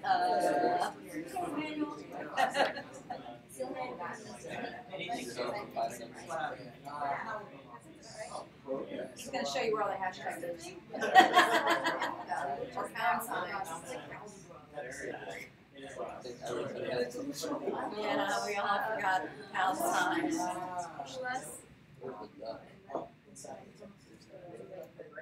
Text.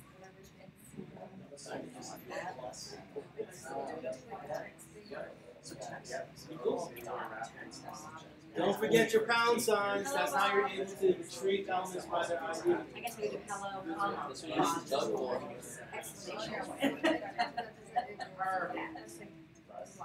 Put mine to the hashtag. Alright. Are you guys good over there?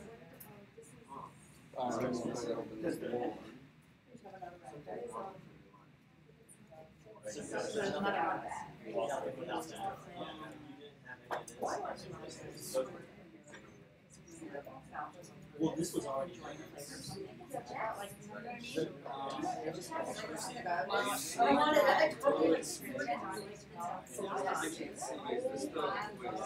So is it less of a drawer form or just that one? Is it zip file? No, Oh my gosh. Slack, this is the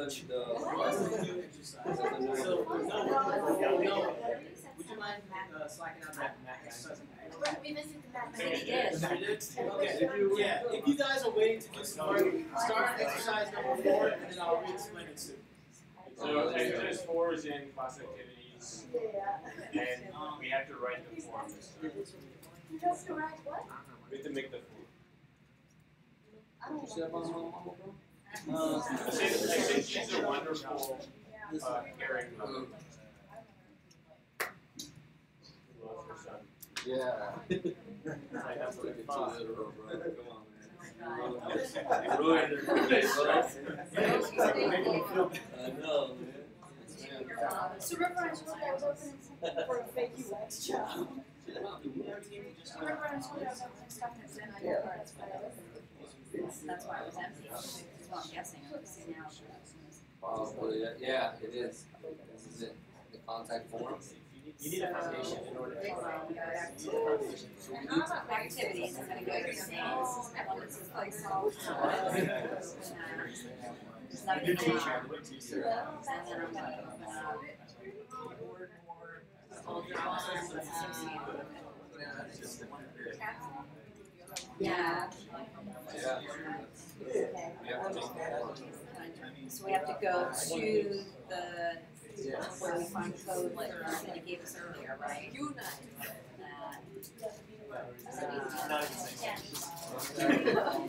Dom, Ready? What's that? we go to try it and So what do you do about it? I tried to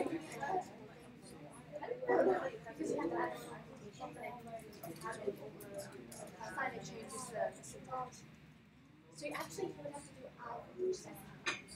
That makes sense, right?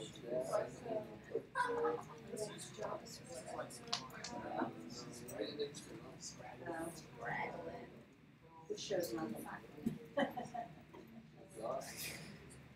So that's what we confused me last time.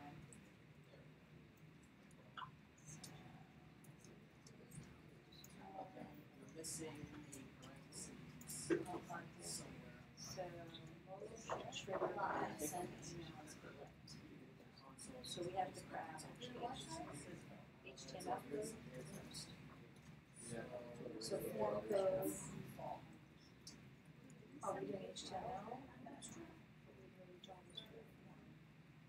We're doing HTML.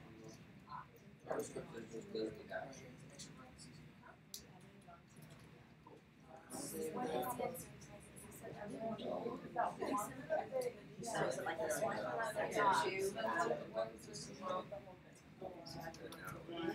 Now you're good to go. It's got a submit.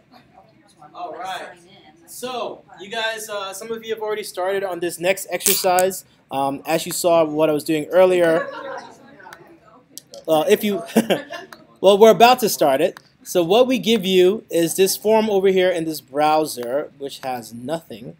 What the heck? Okay, I guess you're building the form out yourself. All right, even more fun. How much time do we have associated with this? This is 25 minutes. All right, cool. So we have 25 minutes for you guys to build out the form that we saw over here, which is this. It's going to be 3 input tags, one for your first name, one for your last name, one for your email, and then it's going to have a message tag. And what is that? That is a text area. So 3 input tags, 1 text area. And then we need a button that does a button that has an on-click event that does something. Don't worry about the pop-up just yet. We'll get to the pop-up. But we need this button to be able to tell the user, hey, something has happened. So maybe the very first thing you do is get these input boxes and this text area together. Associate this on-click event with a button that just says, that collects all those values and prints it on the screen. That's stage 1. This is in, where did you put it, Noah? Activities. Activities. Number 4. He said the same place.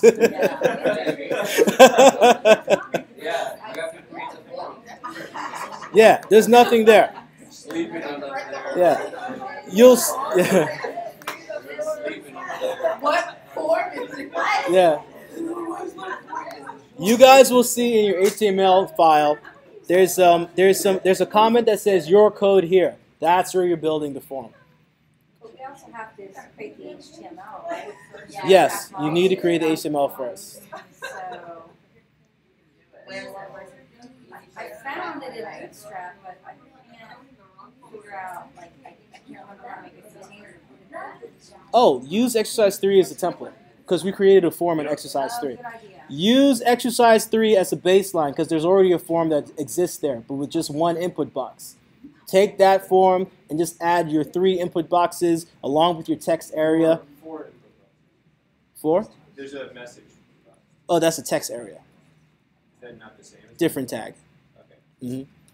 We haven't done any of that. Really? Yeah. Oh, okay.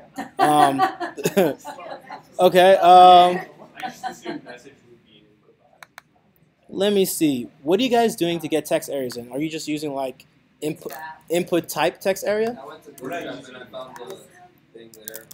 Like that? Yeah. Okay. Okay. So use what you already know. Don't use this HTML text area. Instead, use an input box of type text area. I think that should do the exact same thing. Let's see. No, it doesn't. Huh. How do you guys create text areas? I mean, I can look at the answer. They use a text area tag. I do? Yeah. Yeah. Okay.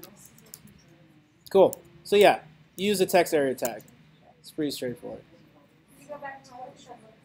Sure. I will leave that up on the screen. This is what it's supposed to look like. Remember, don't worry about the pop-up. We'll do the pop-up together. Worry about getting those input boxes on the page, retrieving those values using JavaScript, and then injecting it on the page using like a .text or a .html function. We are going to do this for the next 20 minutes.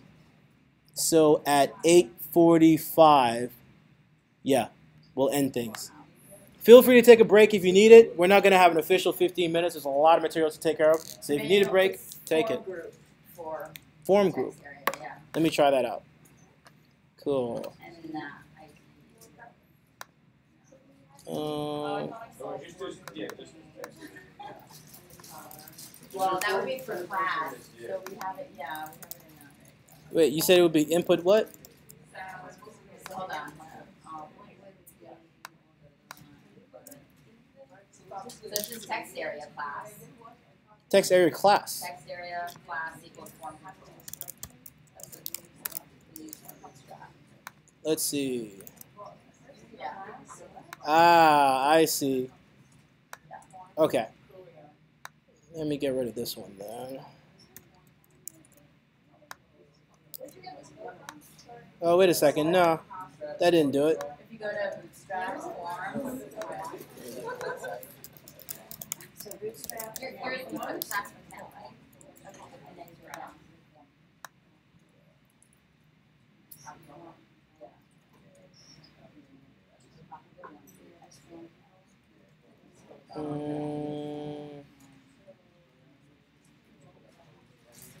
Those are form inputs.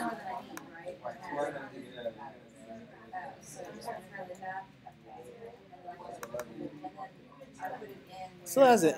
Meh. I don't know. Yeah, so right there.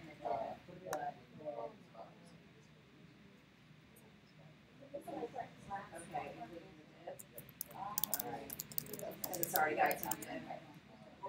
Because the last thing I grabbed from Bootstrap. I don't know. Bootstrap is saying HTML tag text area. Yeah, just use text area. It's easier. I'm keeping the container, the M4 container, I'll have everything below that.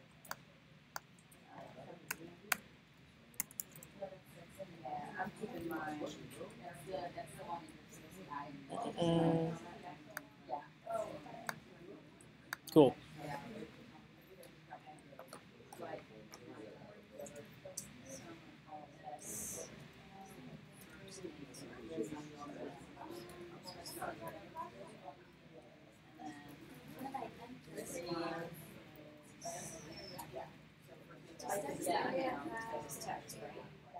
Input type is text. It's not email for the first part.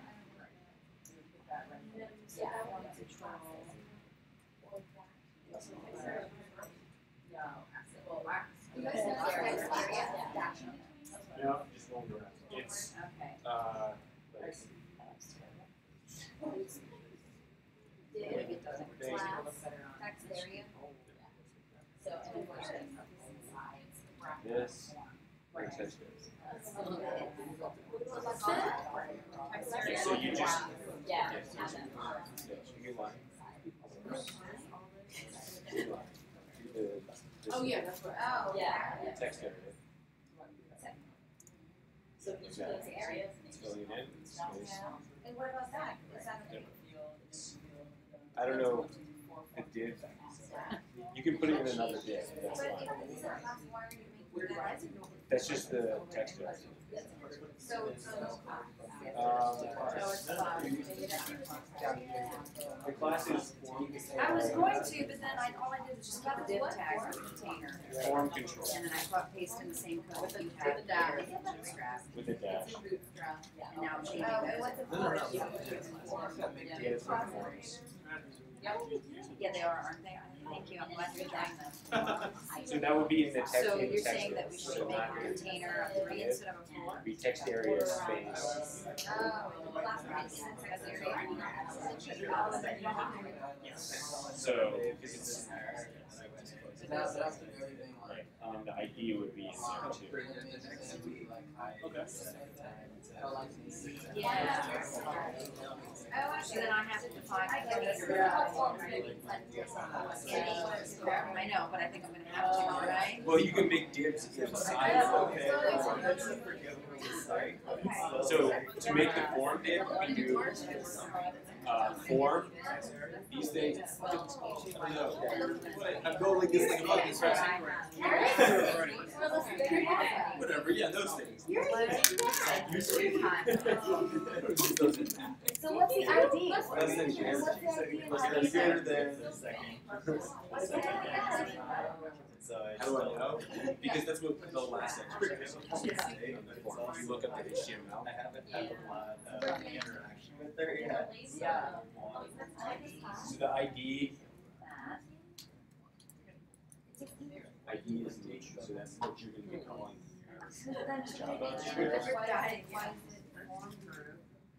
No, you make up your own ID. So, but the ID would go in there. So we have to do our own CSS. Well, no, I mean it's what it's the text area. Sure, is but you for have the- Bootstrap, so just add like a class name and call it a day. Okay, yeah. Here you Mm-hmm. Areas for message box. Right. So there's 4 different texts. So the ID would be message. Oh, she's got my biggest song. on the form. And get the form. So, Yeah. I just heard what she said, do an inline, your version of the message. Well, yeah, you do whatever you want. Whatever you want. Yeah. Oh, okay, so I made it message just Rose 5 gives it more space. Stephanie said if we could, change, Oh, make an inline style for with. how you write doesn't go all the way across, but we can choose to Want it down? or to Oh, yeah. do. I'm missing my no. Oh, it's using more. Rose is like this, so 5 of them. Yeah. Alright. Yeah. And what about what? How tells it to be? My margin. That we're not Yeah, working on. right, right. Yes, yes. I put the wrong one. So, So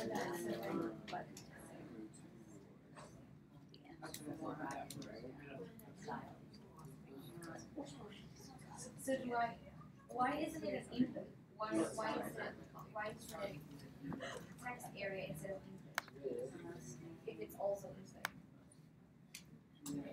That's okay. So that's for the other three, but the last one is the message. That's a text. Why wouldn't that be input as well? That I don't. Okay. Do you know why it wouldn't be input? Wait, why what? Why would it not be input on the message box, but it's input on the other form fields? Let me see. And why wouldn't What you guys are text area talking be about. input? So right there on the first name, that would Yes. be the input, Yes, that's the input box. and then it's an input for last name and input for email, Correct. but not an input for message. Message. Yeah, message is a text area. Yeah, why would What? It's just because. No Just- particular reason. Okay, so that's She could have made it an input box, or she could Okay. use a text area. It doesn't matter. It's just All like for this particular exercise, it wanted to text introduce area. them to an text area. So you Yeah. see what I'm saying? I mean, it looks like Google Chrome is trying to autofill the input boxes, but not the text area. Yes, So that because may be because it's free text, so it could be Free anything. text, right. Yeah. Mhm. yeah. Yep. Make it as big as you want. You guys should be at the point where you already have your form, and now you're trying to figure out your JavaScript events.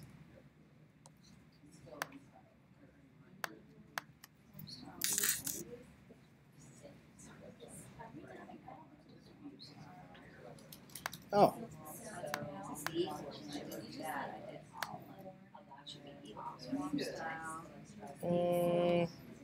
Oh. Oh, actually, I'm sorry. I misspoke earlier. In this particular exercise that you're working on, when you click send email, they've already done the modal association for you. The way they've done that is by using this data toggle modal tag over here for the button. What you need to do instead is replace the text inside of modal body with new information. So you would get this div right here by its ID. You would add an ID to this div, and then you would just do .text and then input information over here, so that when you click send email, it populates a message. So actually, where does this text actually exist on the page? Yeah. Yeah.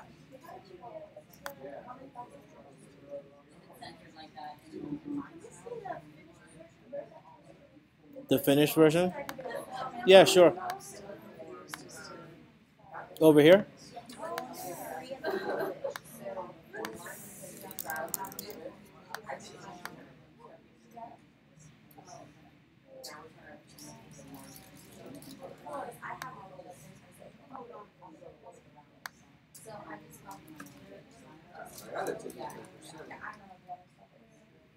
Form style, semicolon, margin, parentheses, margin, semicolon,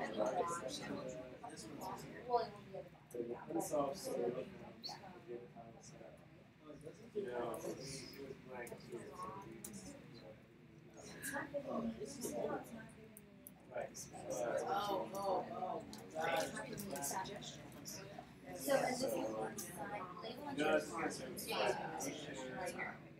Right here. Right, but we're gonna make it, so we're gonna different Data toggle, yeah, one line, right, so, yeah, so long form. should just associate with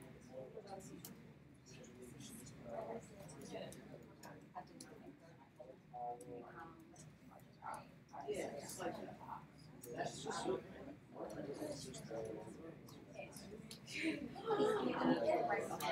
I didn't follow when.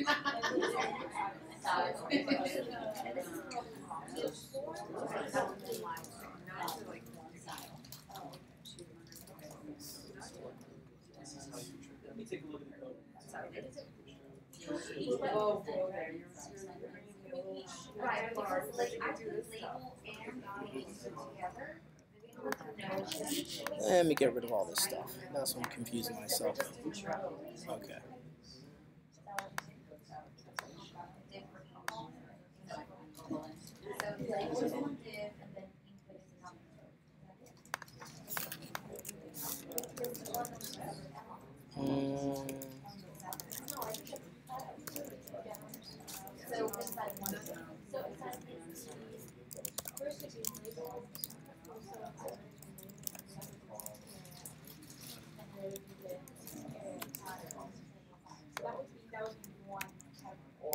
Right, but that doesn't mean that it's all. You want it to be separate.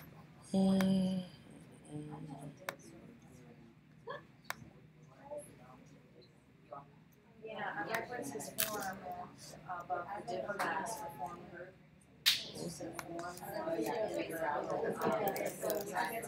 now styling that with this one, and I can't find the right style.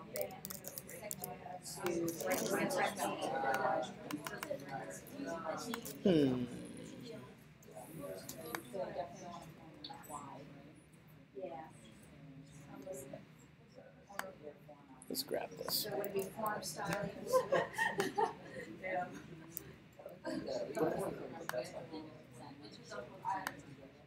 So like 60%? Ah, data target. Okay, oh, that's what I wanted. It's shrunk. 40 would be better. Margin. I was thinking, but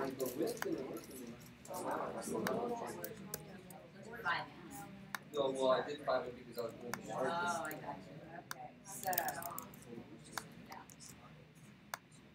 That looks much better. What did you have? You had last name, first name, last name, email, right? Oh, yeah, let me show you. First name, last name, email, message. Yeah, thank you.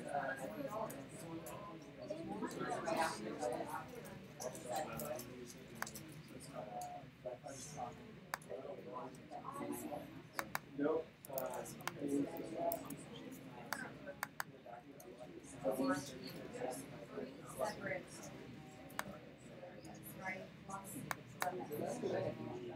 It's after the quote, right? Ah.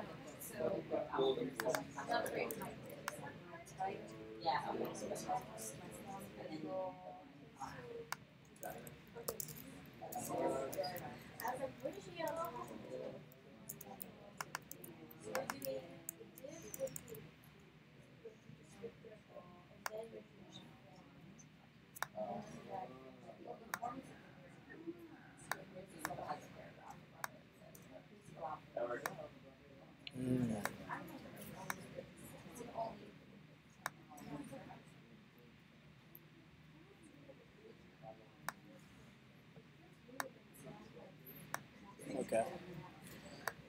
Okay. By show of hands, who already has their form on the page and working on JavaScript? All right. Cool. Still working. Well, we're creating it from scratch, so we're not sure if these are correct. It does. Have you looked at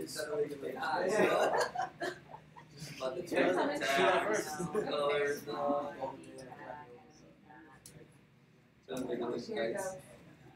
Okay, cool. So what's your first name? We'll worry about license later.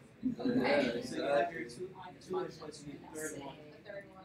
Yep, so Then I have this. I just need the label for the. correct. Okay, Yep. I've got these two. Oh my gosh. Sitting on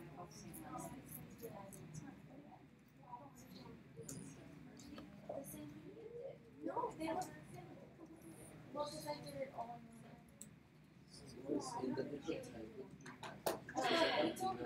this last thing. Yeah, I got 3. I just have the message one, but I wanted to make sure that I did have 4 names correct. First name, well, yeah, control is just an input, right? Yeah. Would they both say input 1 or could this be now input 2? You can name them whatever you want. Oh, so yes, this will be input 2. Okay, that's what I thought. Yeah. So that would be input 2, and then that one's the guessing 2. Okay, and then let me see. I don't know how Yeah. this is now sitting on the page of text. Yeah, an place email it there. address thing. I don't know if it's I know it's sitting, I wanted to add space, like, you know. Okay, and then I still have to get the message box, which I was going back to this, looking for something that looked like a message box. Or app. Okay, text area. Okay, great. That's what I was reading. Really? Yeah, they were saying like a lot of people didn't like it because. Yeah, I have to disagree, especially with material design. Yeah, it was interesting. You know, the labels aren't, the labels, so it Well, no, they said to put labels above. yeah, I know that, but not with material design. Yeah, they don't get necessarily. Let's worry about that. So the way that Yes, on click. Look at this live.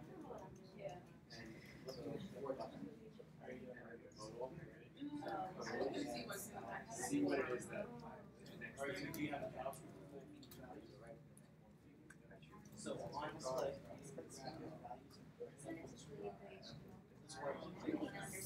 Very good. So yeah, don't forget, we're not very worried about the modal. The most important thing for this is getting your input boxes on the screen. On click of send email, you're retrieving those values from those input boxes and you're presenting them on the screen. Don't worry about the modal just yet. That's just an extra step. If you have time, worry about the modal. But let's do the basics first. Basics is What? basics is on click of send email, you're pulling those values from the different input boxes and displaying them on the screen. Yeah, just for now.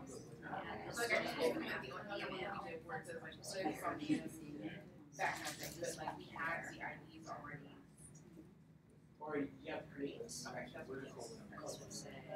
Message. Same. And then this is, that automatically comes up as one threshold is grabbing those values and then displaying them on the screen. So I'll show you. why do I have rows three? I guess 2 rows deep. So now you just gotta make your rows work. Okay. Now that it looks like Let me comment that out. We'll actually be grab this stuff. I don't know if they work though. I'm supposed to put something in and then hit submit. Yeah. Nothing came up. I got not found. Do the job. Comment that out. I guess I haven't done the job. No, you did the thing. Alright, so the HTML. So now I have to go to the. Oh, wait.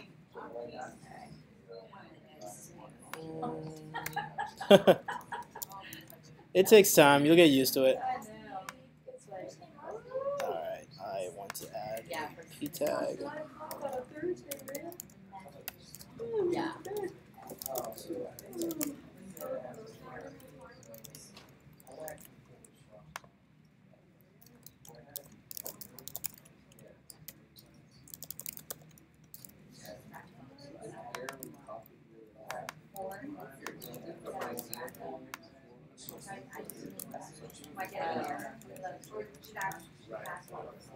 It's fine. Yeah, I'm getting an error. Style must, yeah. So all my width is missing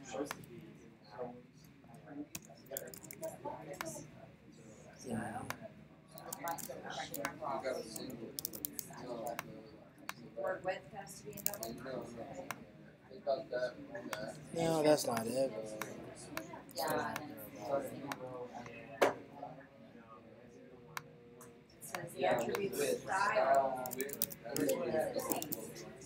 there has to be 40%.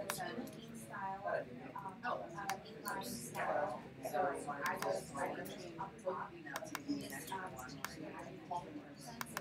was still wrong.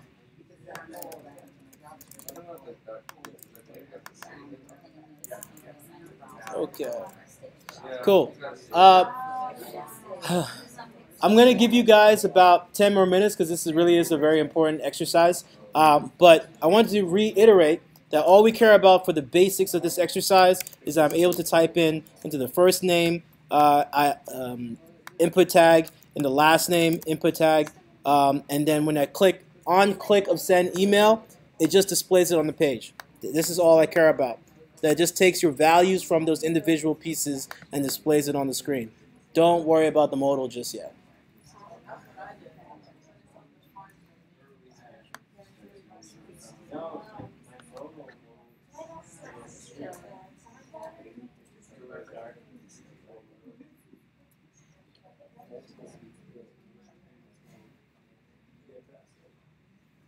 Okay, cool. So you got your But I'm missing a quote.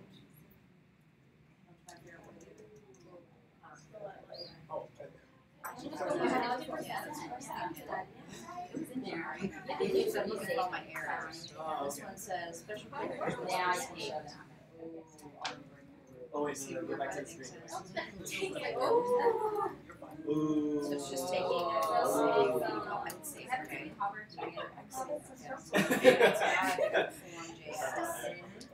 Start putting that stuff in. That's the right answer. Do the most. You should be able to. With the Alex, can you not do the conversation? You can trigger it. You can trigger it. You can trigger it. On hover, right. You can listen to it and you don't see it. Well, I saw the sticker. I'm like, did you do the line? But if you have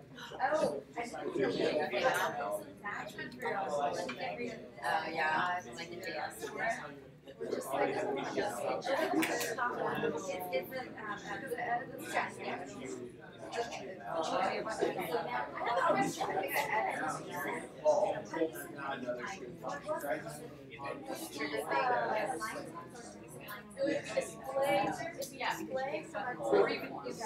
So what you do here is you want to center the All inside of one big bracket.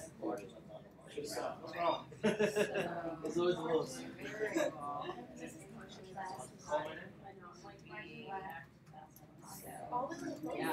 Well, you need to. How do I know my HTML? Okay. Don't worry about that. Oh, because of the dots. Oh, you already did that. Okay, cool, cool. How advanced? Really? Oh. It's like silent. Field. Hi. Okay, so now you have Oh, it is. This is what Oh, no.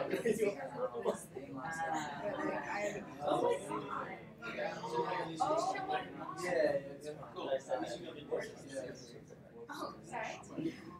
So for right now, I'm going to just do what you can do. Oh, my God, the exercise is beauty. The first thing and last up here to the bottom here. And then It's like you're like not even happy about it. Okay, I figured it out. Right now, let's get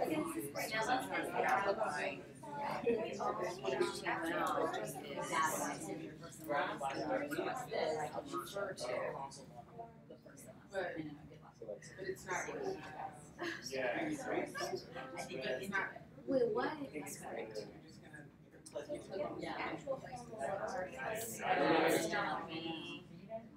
know how to do it. Trying to make something that says.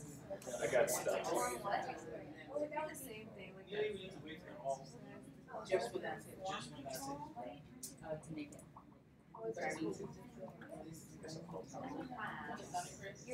area. Oh, okay. Oh, okay, yeah. Here. Text area. So it is actually the same thing. So I have a and then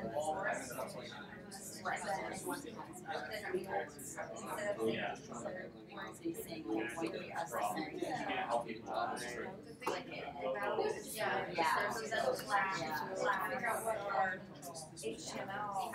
Having that side right association. Yeah, my association. Is it or is it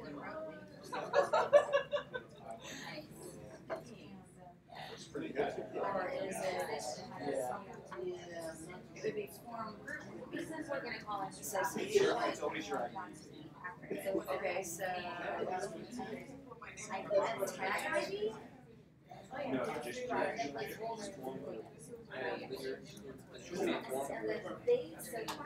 So, but that's quick. No, I'm just like, so calling, you always call it you have to give someone that question.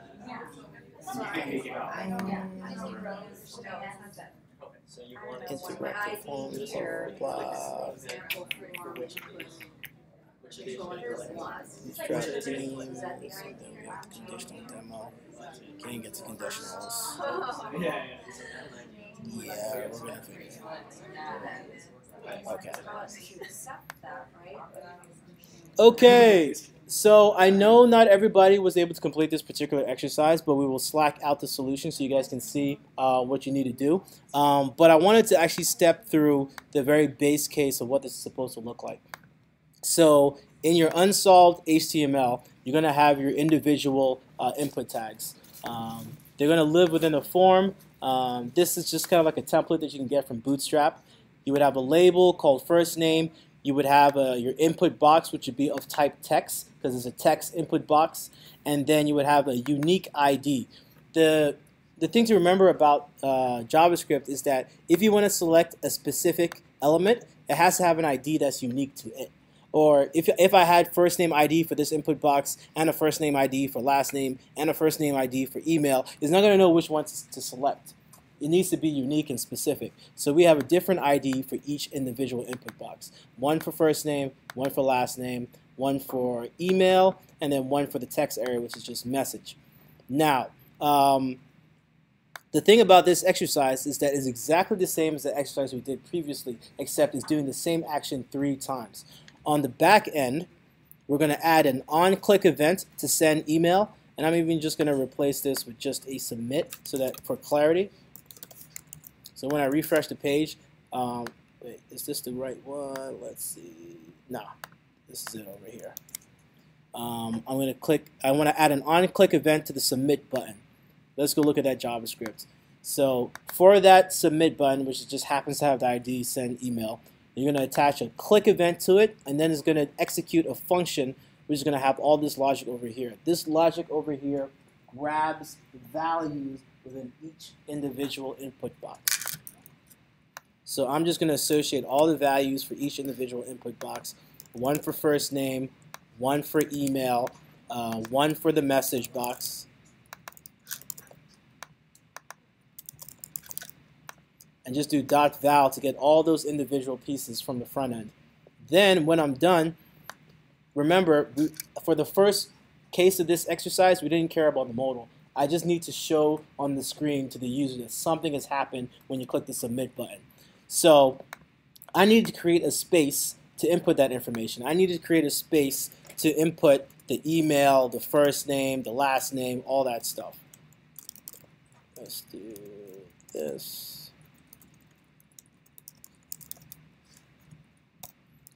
And what I'm going to do is on the front end, I'm just going to I created a p tag called results, given an ID called results over here, and I'm just going to reference it from my JavaScript, get it by its ID, get the resulting p tag. Using the text function, I'm just going to inject all of the information that I retrieved from my form. Question. Sure. That p tag you created, is that inside the form? It's within the form. It doesn't have to be. It doesn't have to be. I can take it outside the form, no problem. Okay. So when I refresh my page, I'm going to type in, I don't know, email, asd@email.com. There we go. So when I hit submit, it's going to get all of those values and just add them together on the screen, throwing them into my p tag that I referenced from the back end. This is the base case you need to do for this exercise because it just reinforces the fact that all we care about for this exercise is retrieving information from the individual pieces, the individual input boxes, and then also the message area. On click of the submit button, is going to provide to the user some kind of indication that something has happened. So we're going to grab it, that results p tag, inject into the text all of the values that are retrieved over here by their ID. Questions?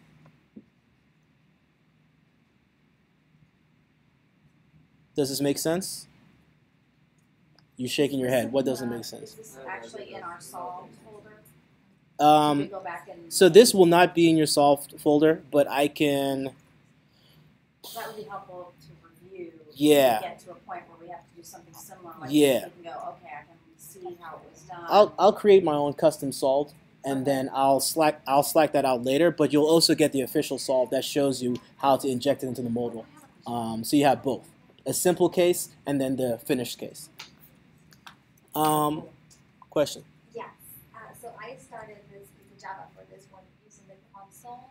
Yes. Thing. Sure. But honestly, I still don't really understand what it is, so I just used it. Okay. So I thought it was similar. So let's say for your own purposes, you're not sure that this is actually doing what it's supposed to do. You don't have to present it to the front end. I could have just gone console.log first name just to test. So when I refresh this page and I open up my developer tools, when I type T over here and click submit, you're going to see T. So that makes you, that allows you to understand that, okay, one, my input box is there on the screen. Two, I'm able to access information from my input box. And three, my submit button, that on-click execution does exactly what I wanted to do, which is console logging that variable first name. So console's like optional. We don't have It's to optional. You don't have to use it. And This is just for testing functionality. And when you say page ready at the very top, That's just an indication to you saying that this is the very first line of my JavaScript file. That could help you debug what question? Yeah. put it on everything. I can Slack this really quickly.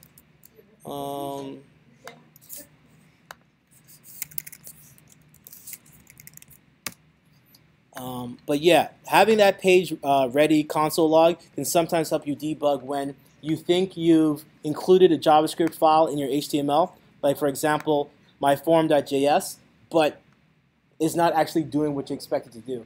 By having a console logs on the top, let's say, just for debug purposes, page ready, that gives you the warm fuzzies that your JavaScript file has actually been loaded into my page. So when I refresh the page, is it this one? It's this one. You'll see page ready, and now you know that all this stuff has been executed. So it's just for like debugging purposes. This is for your own sanity to make sure that your code is doing what it's supposed to do. Your average user is not using Chrome developer tools. Probably doesn't know what that is. So it's actually funny. If you have your developer tools open and just go browsing around like websites, sometimes you'll see developers accidentally leave in console logs with, I don't know, random messages and stuff in it. So sometimes you'll see that in the wild. So your sent email, the ID sent email, was that supposed to be the submit and then you changed it? And that's Correct. different right now? Okay. Correct. I just changed the ID. I could have called this submit and called it a day. Okay. So any more questions before we move on? Can you give us 5 to copy this? Oh no, I'll Slack it out later. Okay. Yeah. We have 30 more minutes left in class, so I want to go through conditionals. How do you clear the form? Clear the form fields. This is very important. Yes. So, as you guys saw earlier, one second. Let me refresh this page. Okay. Let me do, I don't know, that, submit. Okay. So, when I click submit, you'll notice that the form did not actually reset itself. There's a reason for this, because we didn't tell the form to reset itself. All we're doing over here on click is presenting information to my console. Your JavaScript is only going to do exactly what you tell it to do. Those form elements are going to stay the same. So the way to clear that is by using this syntax over here, where it's going to grab all the form elements by its class name. You'll notice that in the HTML, all of these elements have the class form control. Is it form control? Yeah, they all have the class form control. So this is saying get all of the elements with the class name form control and replace the values with an empty string.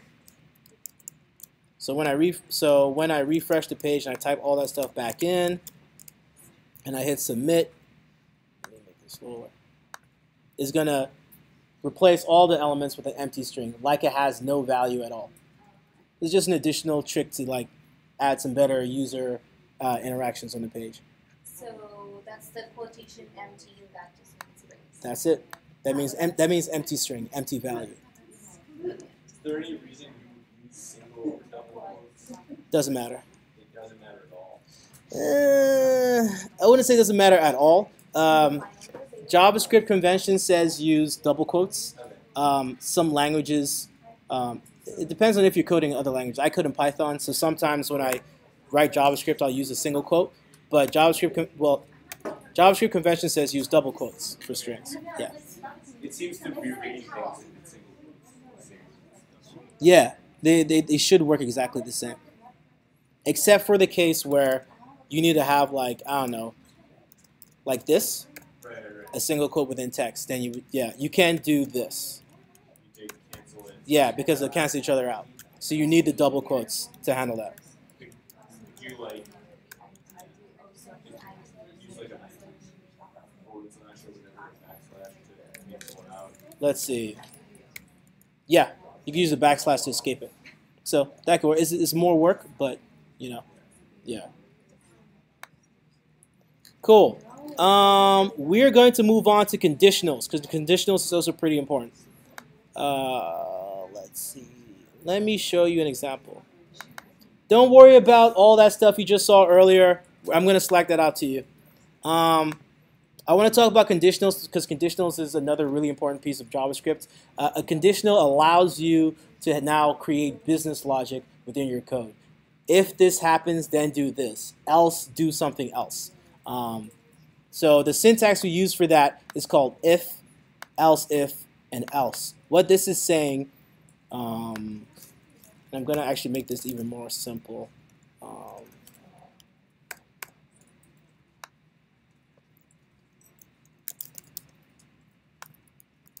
What this is saying is if my condition within my if statement is true, then give me the alert A is less than B.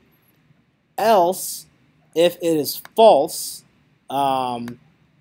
this isn't actually even going to execute because the conditions within an if case always have to be true. So let me write something. When would you use this conditional stuff again? You would use this conditional stuff if you have a reason to have like different cases within your website. So for example, if you have a brand new user to your website, you want to show a promotion. Say if this user doesn't have a user login, tell them they're going to get 20% off. If this user comes back to your website and logs in, then they already have a user. So they already have an account. So don't show them 20% off. It's just like conditional logic to do stuff. That's a good example. Yeah. But the thing to know about if else's is that when you say if, everything within the brackets has to equate to true for it to be able to do the logic within the brackets. So if I say 2 is 2 less than 3, this is true. So it's going to give me this alert. Let's make this 2 less than 3. Yeah. Like real wording. Real wording? You never see if is greater than 3. Like you wouldn't be alerted to is less than 3, right? Like what is a real life example of this code? Like what, yeah, is logged in equals true. That's right. Yeah. But yeah, Cool. What you're saying. All right.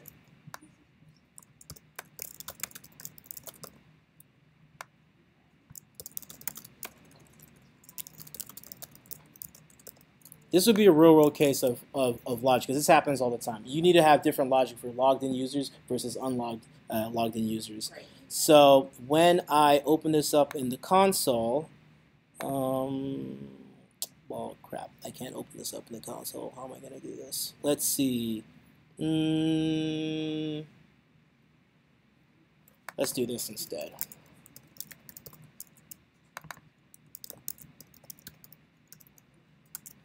I'm going to copy this, put this in here.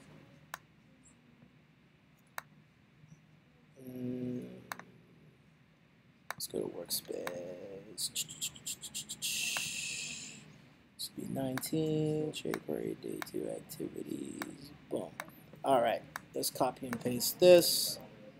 Move this over there. All right. So now we have a solve demo.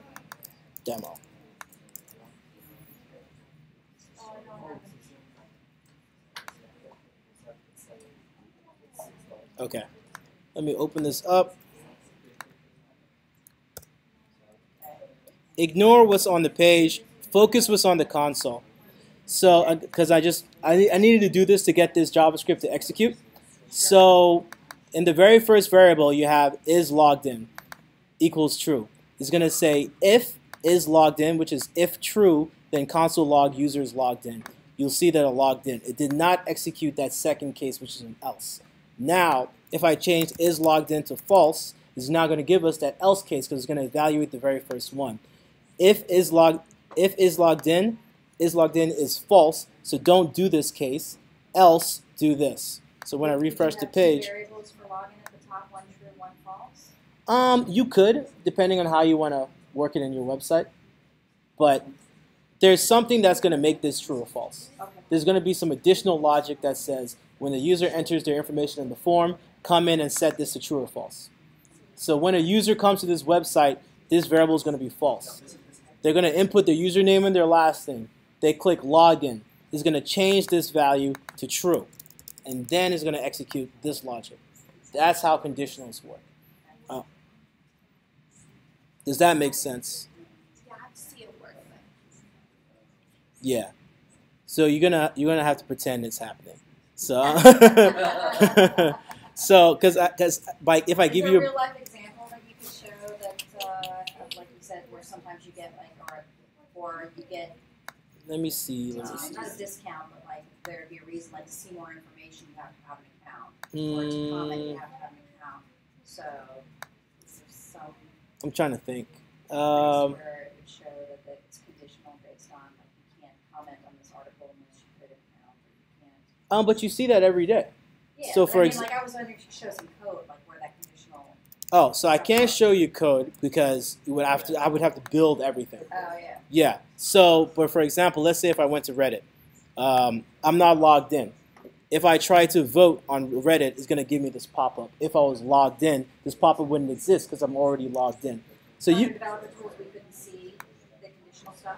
You couldn't because they hide all that stuff from you. Okay. Yeah. As you can see, they give you a console log of this Reddit object, but everything else is hidden for you. Websites don't show you stuff like that. Okay. But for a simple example, it would be if I clicked upvote, the conditional logic over here would say, is the user logged in? This would be false, and so then it would do some action in the else case. That some action is this pop-up telling me you need to log in. Now, if I was logged in and I voted, then this would already be true, and then it would just allow me to upvote a particular object in Reddit. So that's where conditional comes into place, is if you have different paths in your code logic for your users based on some variable. That some variable is the case that you put within the if statement brackets. And then like that code would be placed near the, I'm just trying to think like, does it matter where it places in the, when you're coding it on the JS? I mean, you said it's like everything has to fall in order of how the action is supposed to happen. Yeah. So this would probably be closer to the top? No, it doesn't. Well, it depends on where your code is executed. For this very simple case, there are no functions. There's nothing really to worry about except for the fact that we care about what this evaluates to. You're going to need, there's going to be some action that changes this variable. That's why you have an if statement. If this is always true, there's no need to have this because you could just console log it and call it a day. It's if there's a deviation in your code that this value is going to change, and you need to be able to handle that change with different logic. That's when you would use a conditional. And conditionals can get a little complex. You can have an else if that checks for something else. So if I had else if, I don't know, browser is Chrome, then you would do something else. You would say, I don't know, console.log, I don't know, all Chrome browsers are allowed to vote. And then you would do some different logic. But it depends on how you're writing your code. What you guys need to understand is that you have this ability. You have this ability to be able to have deviations in paths of logic on your website based on variables in JavaScript.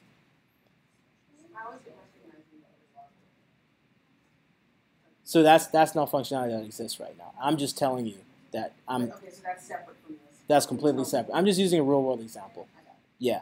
Because whatever mechanism determines whether that user is logged in is going to change this variable from true or false. Cool.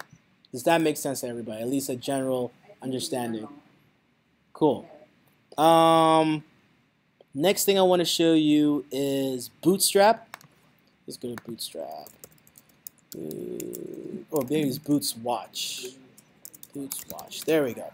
Bootswatch? What's that? Bootswatch. Free themes for Bootstrap. Oh my God. Yep.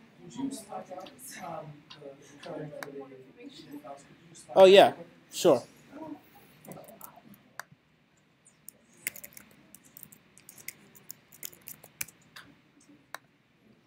Sure. Bootswatch is pretty cool because it gives you free templates for your bootstrapping. I'm here all the time because I'm trash with CSS. So I come here and select different themes that I can use on my websites. You call it Minty. They already have pre-populated colors that helps expedite website building. So I'm going to slack that out for you guys to see. This is just a yeah, sure. That would make more sense to me than in the classroom setting. Boom. No problem. I'm here to please.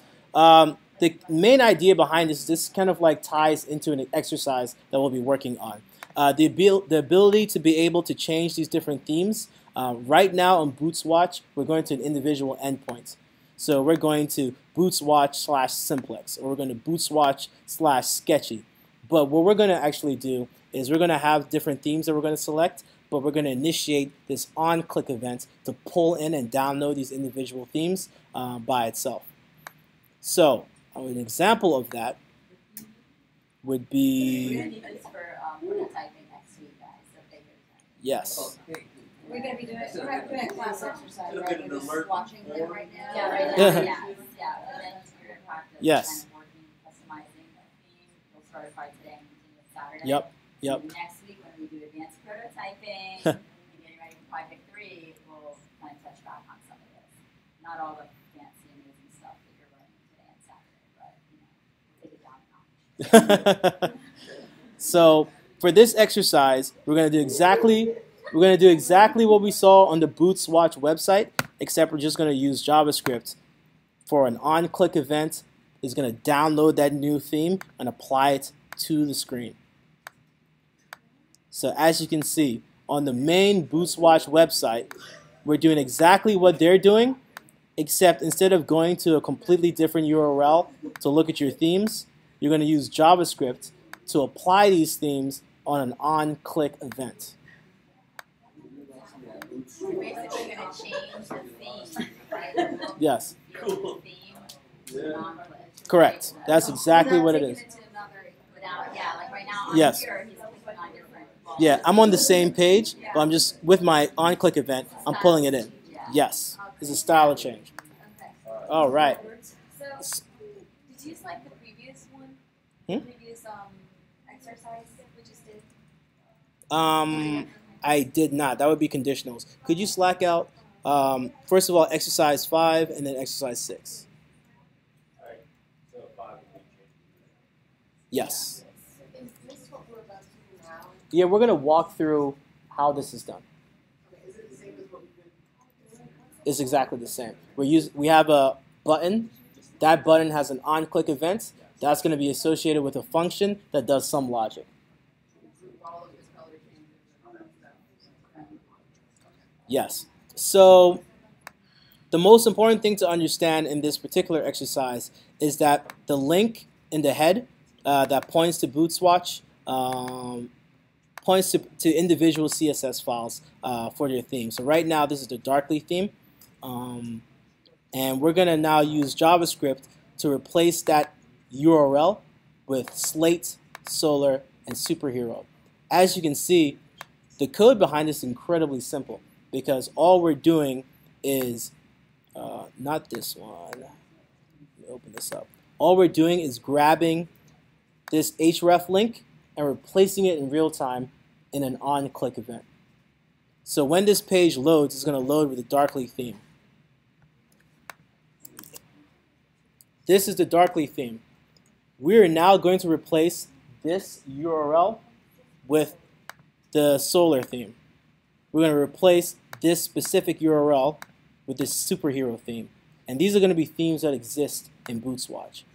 When I go and take a look at what's actually in this file, the CSS file, in my browser,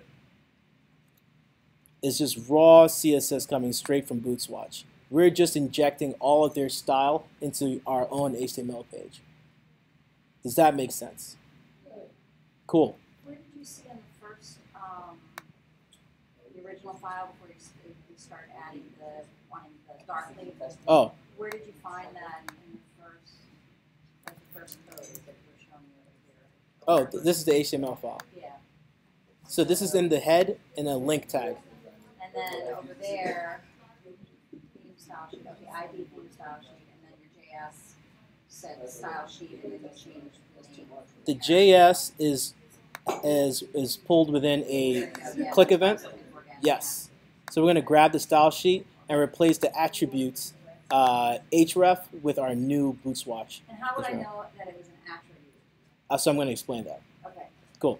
So you guys are going to learn a brand new function over here called attribute.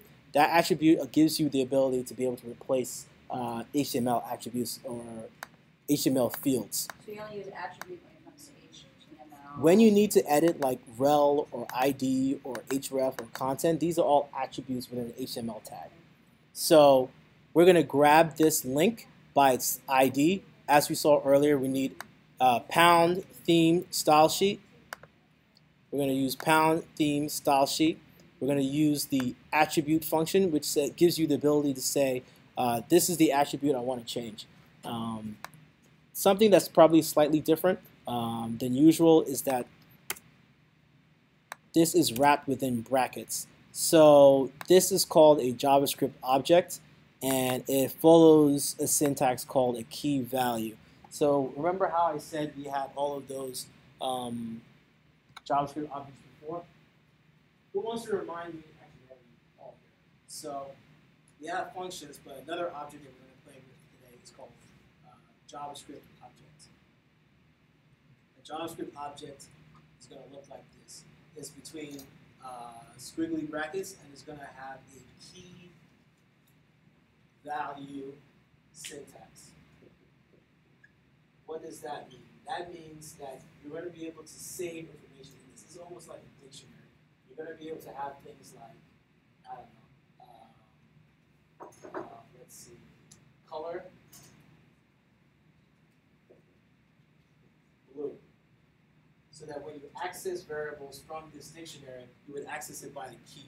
You would say, I'm going to give you a very simple example of what that looks like. Let's go to our console. Var temp equals object temp equals,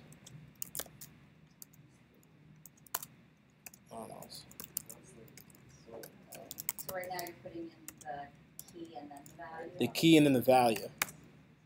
So now we're given an object that has the key cat and the value is tabby. So we could do things like, can we actually do this? Cat. We do temp.cat, and then we have access to the value, which is tabby. The reason I'm telling you this is because the syntax is very similar to the syntax you're going to be using to replace an attribute. You need to pass in an object into the attribute parentheses with the key href and the value, which is going to be the new URL you want to replace it with. So in that example, the key is the href. The key is the href. URL. Correct. So you're going to say, this is the attribute I want to change. This is the value I want to change it to. That's what's happening over here, which matches exactly what you see in the link. This is the key, and this is the value. Are you going to link all the themes to the HTML? What do you mean? Because that one's in darkly. So this says darkly. This is on page load. Is going to load the darkly theme, which is this over here. But then when I click slate, it's now going to inject the slate style. When I click solar, it's going to inject the solar style. So do you call the solar and the slate in the HTML as well? Or No, that's done in JavaScript. On click. And then On click of the solar button. you don't need to reference it. Well, in the HTML, you do by the button. Yes. Right? So if you go back to HTML. So Yes. So it loads as darkly, but down at the bottom where it says, the next div right there, it says the button. Right here. Yeah. These are the 3 buttons that you have over here. Slate, solar, superpower. Right. I mean superhero. So those are your Right, but your not buttons the at the top. The URL he's calling it. It's just at the top. Yeah. And 'Cause it's only for one. Even though the buttons are over here, the on-click event is going to edit this. You can access any object on the HTML page that you want to use in JavaScript. Yeah. Cool. Yep, because they're all within the same page. So all I'm saying over here, whoops, let me close that, is that for all of those individual buttons, I'm getting the link object by its ID, and I'm telling it replace the attribute href with this new value from Bootstrap. And I'm doing that over and over again for each individual style, using each individual Bootstrap style URL. But if you download a theme, right? Like let's say you purchase one with Bootstrap. Correct. Yeah. Then you would actually package the style sheets. You wouldn't be linking to an external like that. Yes, you'll be linking to a file. Right. Yep. In this case, we haven't downloaded them, so we need to point to a brand new URL. But you could also, yeah, you could point this to, like, I don't know, your slate.css, and that would just be a file within the file directory. Does that make sense? Cool. Did you select that out? Remember exercise 5? So we only have like 5 more minutes, so we can't even begin the next exercise. But I want you to be able to open up exercise 5 and look at the solved solution, look at the solved JS, and write them and pretty much duplicate it within the unsolved. Go to the unsolved JS and type all of that out yourself. Make sure you understand the individual pieces of what's going on inside the solved solution versus the unsolved, and let me know if you run into any problems. So 5 and 7, right? No, just 5. Yeah, we're not touching exercise 7. Which was conditional, right? Yes, which was conditional. Did you send the solved? Yeah, we sent you solved and unsolved, so you can see the differences. Unsolved when I opened up the part. Oh, That Slack thing. Noah, did you send solved or unsolved? Oh, could you send them to solved as well? Exercise 5. Conditionals? No, exercise 5. Okay.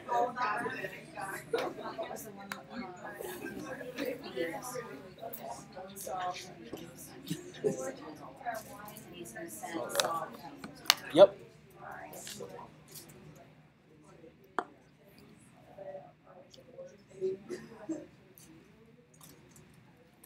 And now? Yeah, no problem. Yeah, nice meeting you. You're gonna be okay Saturday? Think so. We'll find out. Miami, so I'll watch the video afterwards. Cool. And then yeah, if you have any questions, just let me know. I'll let you know. Thank you so much. You're Yeah, no awesome. problem. Thanks. Thanks. All right. You guys should have the solved one out in Slack as a template, and definitely try to write out every single line in the unsolved. But I want you to have the solved so that you're not lost as to what's actually going on.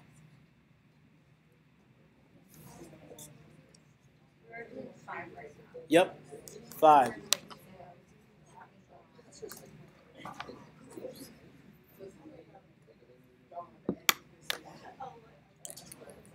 Would you ever use boot swapped in the real world for stuff?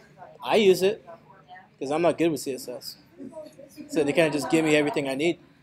So I know you can call like different colors to do like different buttons. Like, can you call something just specific? Like, if What do you you mean? want just a certain button to change colors. Like, I mean, you wouldn't do that, like, right? You could do that if you wanted. You could do that, right? Yeah, because let's say when you hit submit, it might do some event that triggers some other button color to change. You could change those IDs, change those class names, all by using the attribute function. Yep. You just have to get the ID of that button. Correct. So right now we're just making sure we can open those files, is that right? Making sure you can open up those files, you understand what they're doing, and then in the unsolved one, I would like you to actually write them all out yourself. Write out the solution so that you know how all the pieces connect.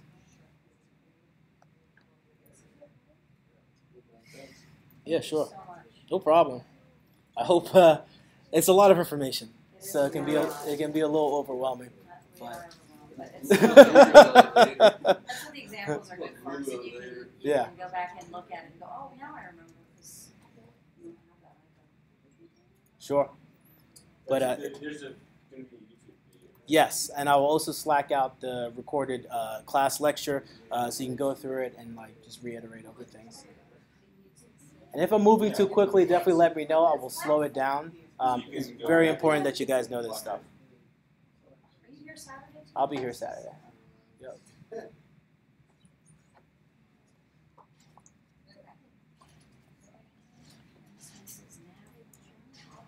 What is this and what Slater ones are? Oh, no, there. They already exist. Mm-hmm. Sorry, I didn't scroll far enough. No problem. Y'all's private supply. Thank Liz for bringing the cup. Yeah, thank you, Liz. So, I'm just gonna open the unsolved ones. So, So. Because I don't know how to pass the page. Exercise. Okay. So I'm not sure what action we need Could you to just go toggle to. so we can Is see it the same? Oh yeah. Thank you. I'm sorry. No. Cool. So, you know how we did the biometric, that's an ID. So what kind of, But that's not stuff we're learning right now, right? That's basically just like government resources. You can just Yeah, console okay, so it's like a future resource. console log on the information? Yep. Oh, and that's it. That's it. So that's like Which we're learning today. okay, cool. Just literally console. All this other stuff. Okay, great. First of all, you need to connect the parentheses You're to looking at log. the cheat sheet, okay, so that's the one. that So you log did from our parentheses, no space. Which was the Yeah. value.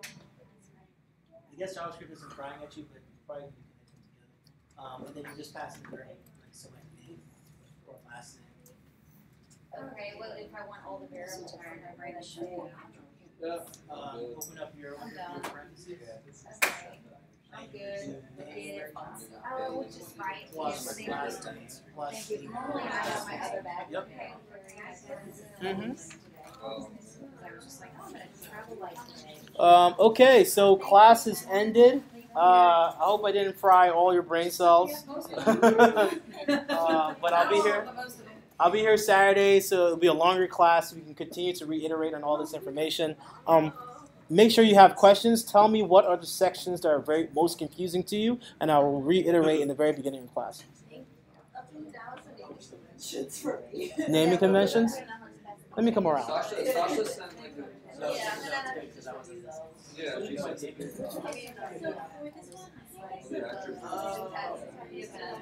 I just don't know what Emmanuel you have ask for your ass warnings. Yeah, she sent this where it's like a little cheat sheet. Yes. So look at That that. helps. But if you could send us any Blue. And they're exactly the same. my Bible. Yeah, I'm trying to think of some resources. Yeah, if you can send us like Okay, we'll do it. Then we go add the action. What if you add the action?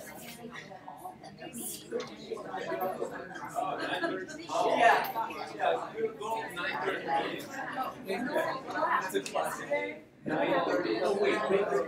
Yeah. That It's here, all 3 days.